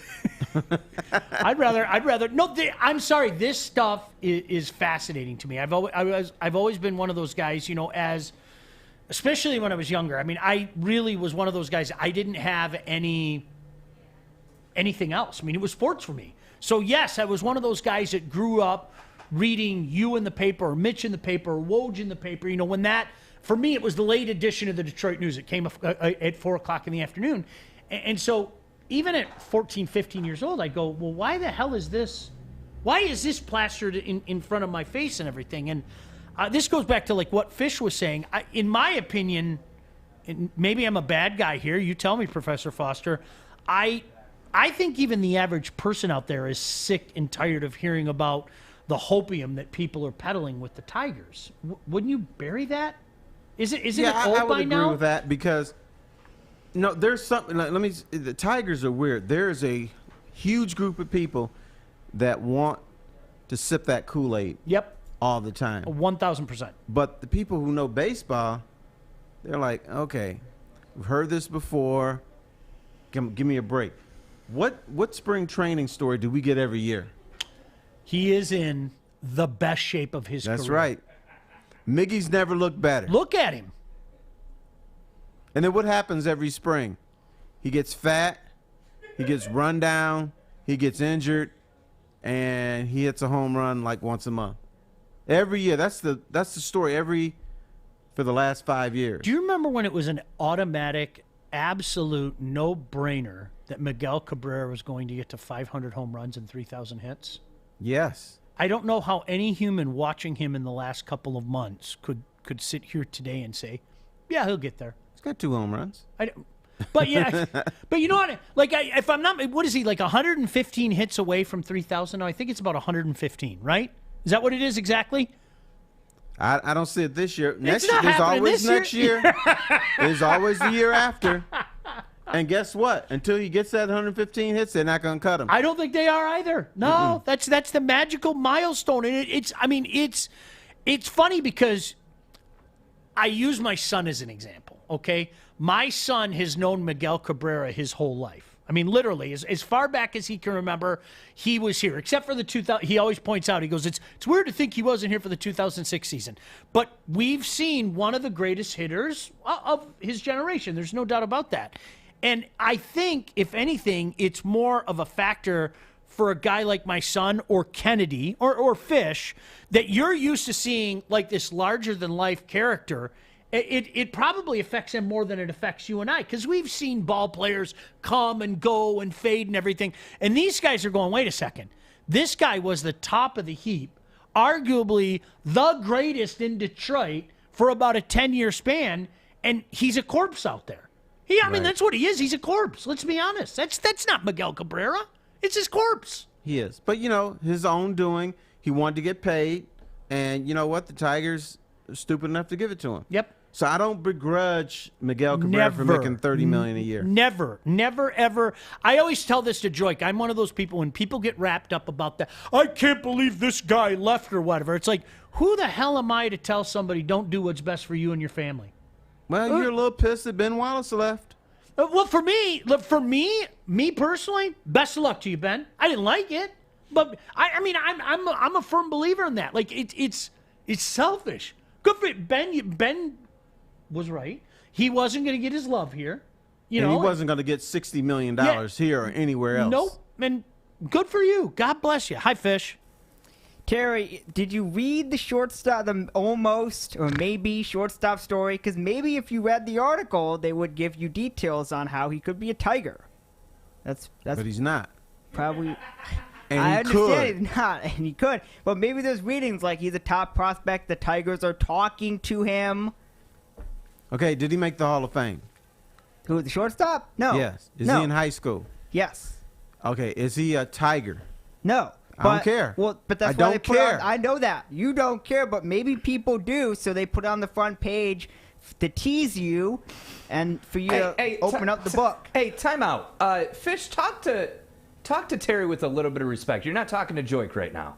I know who I'm talking to. Yeah, genuflect in front of me. No, but Fish, listen to what you're saying though, and I think Terry did. All right. He might be a Tiger. Well, they put that in there for a reason. He might be a major leaguer. Yep. He might get drafted in the first round.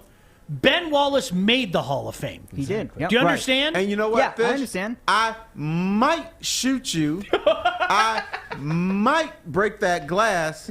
And I might show my ass to everybody here. But until I do that, the police are not coming. All right? That's fine with me. But if I do that, then it's in the newspaper, it's on the police blotter, but I haven't done it. Fish said that's fine with me.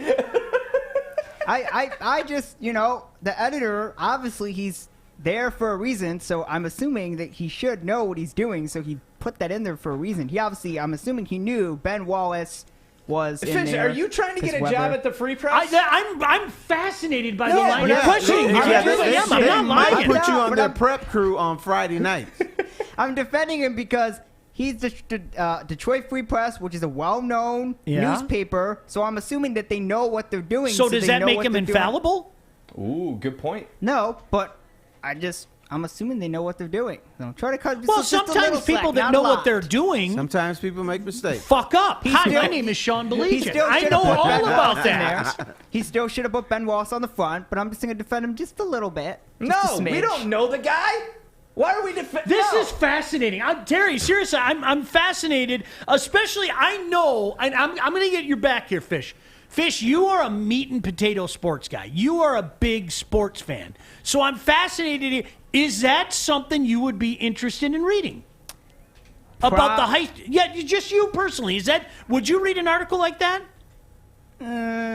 Potentially. Not very likely. I have zero interest in it. None. But they're targeted towards Did you have a copy fans. of the Free Press this Sunday Free Press this weekend? I did not. I'm not a diehard baseball fan. Maybe if I was a diehard Tiger fan, they obviously have the sheets and they can go through their list of target marketing, right? And they can say, we noticed a lot of Tiger fans read our articles. At any point think about pulling up the Free Press sports section online? I did not.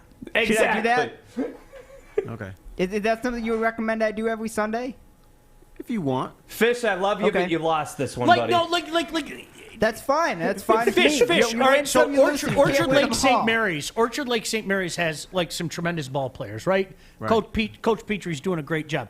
I can understand if there was an article about Fish is a fantastic shortstop, and you know his chance of getting drafted in the first round are high. I can understand writing that article. Is that something I might read? I might read it, but in order of importance, that's like my 5th or 6th story that I'm going to read. Does that make sense? Yeah. Oh, it makes a lot of sense. I don't know why it's on the front page. And this guy is from the state of Michigan and Metro Detroit. The one in the Free Press is from Texas. Yeah. Not to be rude, I don't care what happens in Texas. No. And I don't care until he's a Tiger. Right. I don't. What the hell do I care? Yeah. And hey, that's awesome. The Royals drafted this cute little shortstop from Texas. Yeah, it shouldn't be on the front page, but I'm just telling you why it might be on the front page. You didn't do a real for the good job. Dallas I Morning appreciate News. the effort. Fish, I do. Like you go in the batter's box and you'll stand there. I appreciate the effort, but You tried, Fish. It's all right. Yeah, And it's listen, all right. listen. Coming from the guy that literally loses every battle on this show, there's better days ahead. that's not true. Wait. Here's the thing. If you're going to be a devil's advocate, have some fuel in your tank. Ooh. I wanted you to get fired up, Fish. Don't come I in was with no fascinated by it. fuel, no argument, no nothing to say, hey, I'm going to be a devil's advocate. You got to have something. Well, I didn't read up on the story. It's just a quick thought that came out that he's an editor for the Detroit Free Press. I'm assuming he knows what he's doing. He's probably been there for a while. So he obviously has some idea of Actually, this Tigers is his first and year as baseball. editor of the Free Press, the sports editor of the Free Press. You're being serious, Terry? Are you allowed This to is say who it first is? year, yes. Are you allowed to say who it is? His name Would is Kirkland Crawford. Ooh, I So- know Kirkland. Yo, Terry, you first. He's a good Terry, kid. can we get him Kirkland's a on good kid. one of these Mondays and interview him to see why? Because he might have a valid point of why you put him on. You know the- what? Fish for you. I have Kirkland's number. How No, about I text listen, him? I'm going to tell If you. that makes this conversation go No, away, No, we're not doing that because we're not going to be like another basement show that brings people from our show over there and talk shit to them the whole time. We're not doing that. The guy made a mistake. We got to keep I it wasn't moving. going to ask him to come on the air. No, we're not going to I've hang known him the on kid for cross 20 here. years. I wanted to ask him what his mindset was. Be better, not better. He's a good kid. What if he asked him off the air? Is that wrong? Off the air's fine, but That's what I'm saying. That's what He's a gonna good do. kid. He's got connections. Well, I then just we'll didn't never want know him on why the he third did You it. don't know Kirkland. You guys want to know why he put Oh, that article Kennedy on said- there? I'm trying to chime in over here, and You're I'm on being camera. ignored. And I Look don't what you like started, It. Fish. Listen, I literally just graduated from journalism school. Okay. I can talk about this, and I'm on Terry's side. Bam. So, your first Journalism 101, the very first class you will take, you will learn about the 8 news values. And the more you hit, the more important your story is, right? So, we talked about proximity, for example, how close the story is to the town. Like you said, he's from Texas. We automatically don't care. Where's Ben Wallace from? Here. We care more. Prominence. Then why'd he write the Ben article then? Wallace has. This is why I'm saying that we're on Terry's side here. Ben Wallace has more prominence in this town than this random kid from Texas. Boom. 2 news values. Timeliness. This is happening. He has just been announced. Boom. Again. Human interest. He appeals to Detroit. He is hitting all of these 8 news values, and this is why that should have been on the front page and not this random kid from Texas. I agree with that, but I'm. Then why'd you Then say the guy, you guys are telling me the guy should be fired then. So I should go to the Detroit Free Press and I should not see his name on there then. But Terry, I got you, is what I'm saying. Now he agrees. No, Fish. I had to school him. Look, We had to school him. I said that this should not be on the front page, right? I'm telling you that should not be on the front page. But here is a reason why it could be on the front page. Those What are the news reasons value why did it could he be on the hit, right Fishy? page. A tiger. The guy obviously knows what he's doing. A maybe tiger. So, like No, the no. tiger, he went 1 of 8. He's The not guy a tiger. sees the tiger's tanking, right? Baby boy, he's not a tiger. I realize that. The boy. guy Alright. sees the Tigers tanking and he goes, let's see some prospect that the Tigers could get. He's trying to reel in the Tiger fans boy. Fish. to watch That's all the we Tigers need, more play baseball. prospects. Let me tell you, I've been where you're at before. I think it's a good time to go to break. I think we're not going to win this one today, Fish. It's all right. When is the last time you checked your interest rate? If it's over 3%, then you need to call Hall Financial for a free 5-minute mortgage checkup and tell them Woodward Sports sent you. Hall Financial is fast, and they do all the heavy lifting for you. So go to davidhallmortgage.com now to get started. D. Hall's been taking care of people just like you for a long, long time, and he will take care of you. Hall Financial, lower payments, better options, more personal attention. Kennedy, can you run down the hall and get a fan and like a giant industrial-sized bottle of aspirin after that conversation? Terry Foster, Sean Baligian, this is Woodward Sports. Bridge Street Exchange, downtown Fenton. I'm trying to find me a shirt. Ooh, look at these swimming shorts. What are you doing over there, Stick? I'm trying to find me a drink. Ooh, look at these bonfire bitters. Ready for summer. Let's go. All right, welcome back. Glad you can join us. Terry, you said something just a second ago, but boy, I tell you what, you hit the nail on top of the head. There are people in this town that so desperately want to believe with the Detroit Tigers. This is part of the reason, like we talked about earlier, sometimes you get into conversations with people on Twitter and maybe some back and forth. The Tiger fans out there that so desperately want to believe, it's not that long in the rearview mirror. People would call my radio show, your radio show, or tweeted us how we didn't know what we were talking about, and Brad Ausmus is a genius. I mean, that's the kind of stuff. And this isn't, I'm not talking about his first year. I'm not talking about, this is well into his Tiger tenure, where if you didn't see everything you needed to see, you weren't paying attention. Evidently, the Angels didn't see everything that they needed to see because they promptly hired him, gave him a 3-year contract, and felt so strongly that he shouldn't remain their manager, they fired him after a single year, which doesn't happen and very often. what everyone's, Ivy League. That's yes, why. Smartest guy in the room. So that's, I mean, literally at the end of the day, that's, and I get it. There are people that so desperately want to believe that even not that long ago, people would call in and say, I have no idea I think Al Avila's done a great job. It's not that long ago. It really isn't. And so I think that's why guys like me are more adamant about it, just going, whoa, hold on. You were killing me and calling me all sorts of names not that long ago, slugger, for pointing what is this guy done out and all that. So I couldn't agree with you. I got a topic for you in next that. time I'm on here. It's going to set you off. All right. What fan base in Detroit are the biggest slappies? That is a great question. That's a tough one, too, because that's a great question. The Red Wing fans are slappies, and then they say, well, you don't know anything about hockey. Oh, there it is. You got the it. Lion fans have been talking Super Bowl for 50 years. There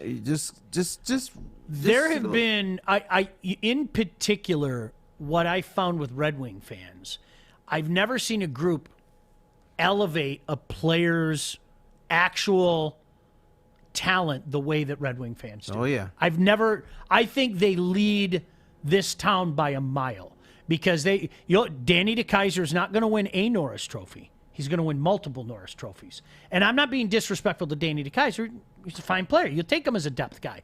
But Red Wing fans are notorious for doing that. And this is where I get snobby because it's like, I don't know what to tell you. I saw half of these kids playing junior hockey more than one time. That's being snobby, but you saw him. But I saw, and it's like, that ain't him, man. I don't know what to tell you. It doesn't mean I'm always going to be right, but yeah, that's a great question.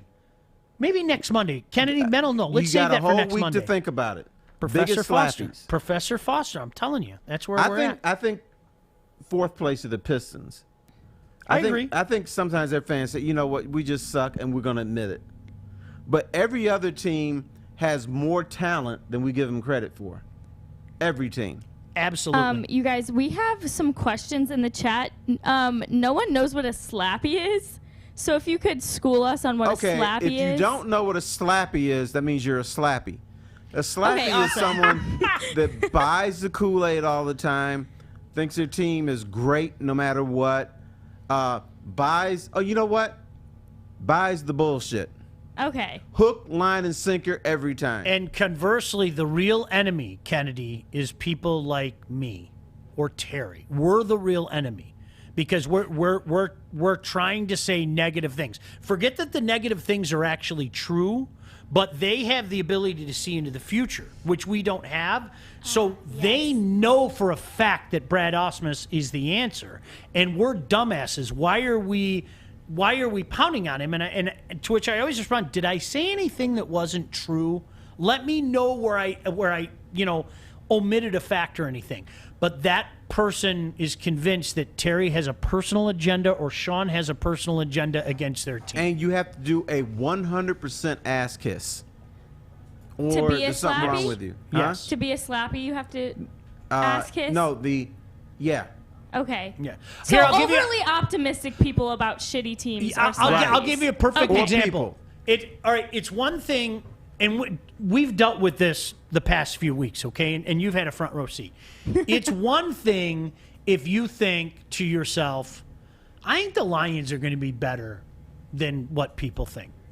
I disagree, but you have the people that not only do they think that the Lions are going to go 11-6 or 12-5, but they are adamantly pissed at me in particular. And that's why I always say, I get it, I'm the bad guy, that's fine.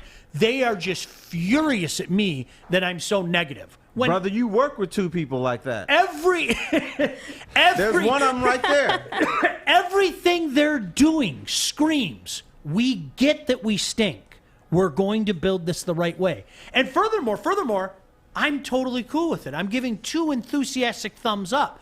But I hate Brad Holmes, and I hate Dan Campbell, and I hate the Lions. Even though you're going, this is great. For the first time in my life, this franchise is owning but they're what not they going are. to finish 11-5 next year. No, they are not. It's going to be that is a maybe if slappy. they do it, it's 3 years down the road. That is a I'm following slappy. you guys. The young people in the chat just didn't know the term. Yeah, that's no a slappy. But I need to stand up for myself because I noticed Terry pointed right at me, being overly optimistic. Here's my thing. I think you guys are perfectly explaining the difference between a realist and a person who's optimistic. You guys are realist. You're looking at the position like, okay, we've been here a while. We know exactly what's going to happen. I look at it like, oh, they're going to do great. They're going to go. Like, I just want 7 wins. I'm never going to begrudge you of that. And I appreciate you for Okay, that. But your no, hang on, Slappy. Here we you go. did say 2 weeks ago, Lions 2021 possible playoffs. Yeah. What is wrong? I understand the team is shit. I understand it takes years. We're going to get on this. You are a realist. I'm optimistic. That's all. No. Art, I think that's Here we fair. go. No, that's fair. But where you lose me is when you play you've always hated the Lions. You're always negative about the Lions. Can I say something? You're a moron. We can disagree. I would never call you a moron. We can disagree, but it's like you know what? If you can't see that they're rebuilding, you're not paying attention. No, and I am You're not paying paying attention. I have to hear about it every day from 11 to 1, how they're going to suck for the next couple years. I get it. And I love it. But here's the thing. I think that I just want to look at the glass half full. I think a lot Go of right ahead. Go right ahead. Don't get mad at me for being a realist. All right, but here's what happens. Yep, here we Lion fans always look for that glass half full.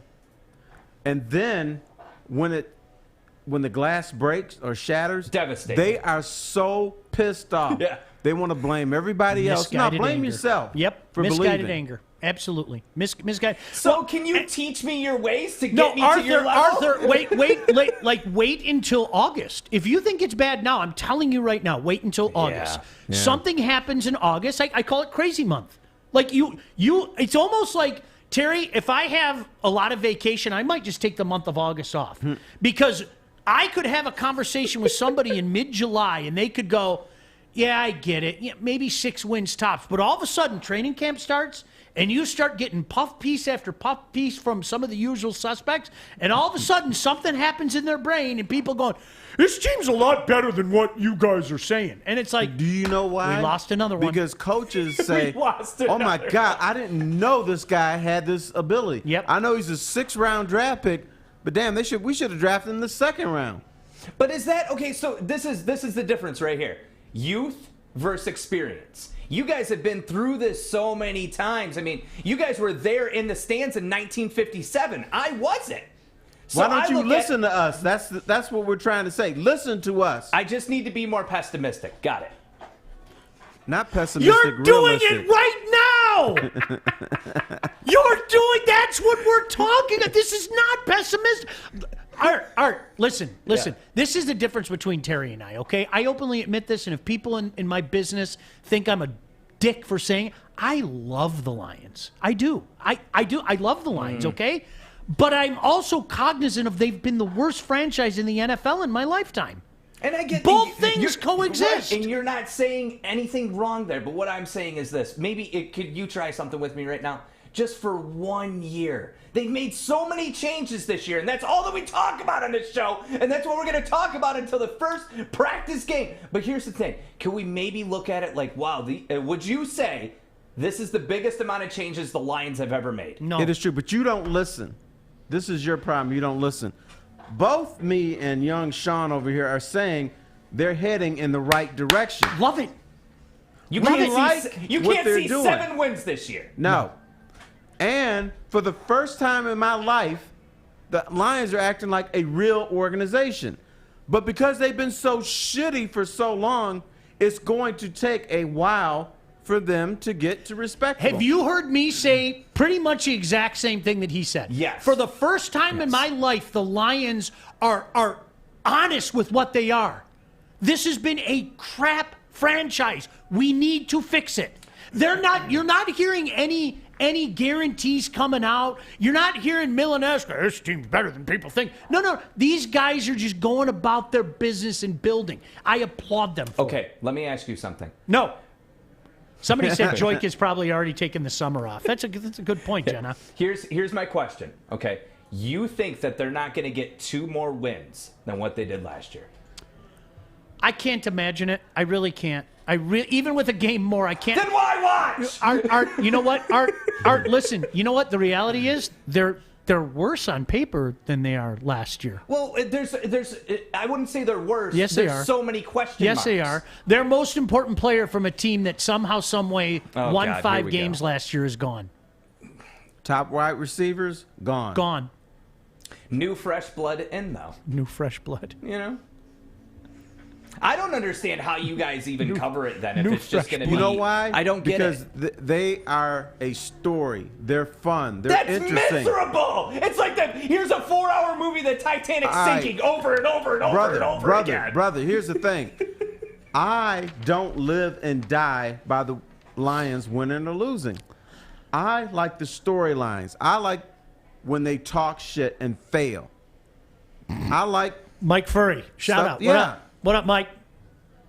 I'll give you... Pull your pants down so I can kiss your ass. I'll give you a quick summary of how I am as a person when I cover MMA. Tony Ferguson lost his 3rd fight in a row. I almost cried while watching the watch party. But I'll watch him again because I support him. Oh, see, no, but now you're going into a different... Look at Art. Why cry? I am never going to quit the Lions. I can't quit. You'll never say you can't quit them. I can't quit them, okay? But I take my job very seriously, and I have to talk about them objectively. Now, that doesn't mean that I'm always going to be right, but I'll tell you what, the track record in my 50 years is pretty damn good. All right, but there's something wrong with you if you're crying over some dude for losing 3 fights in a row. Do you know him? I respect his talent, and I respect what he's done for the UFC. Can you pick up the phone and call him? Yeah, I can make a phone call. So your boy. And he's a Michigander, too. I mean, now but he's from Michigan. Fish, we could put that on the front page. That's right. All right, let me do this read because we got to get the heck out of here. Baseball, basketball, hockey season long, up to 400 potential matches a month. You can make each and every one matter by having skin in the game with MyBookie.ag. Now, whether you're placing a wager on your favorite team, player, or just looking for kicks, MyBookie gives you the best odds and tons of options to make all your favorite sports a heck of a lot more exciting.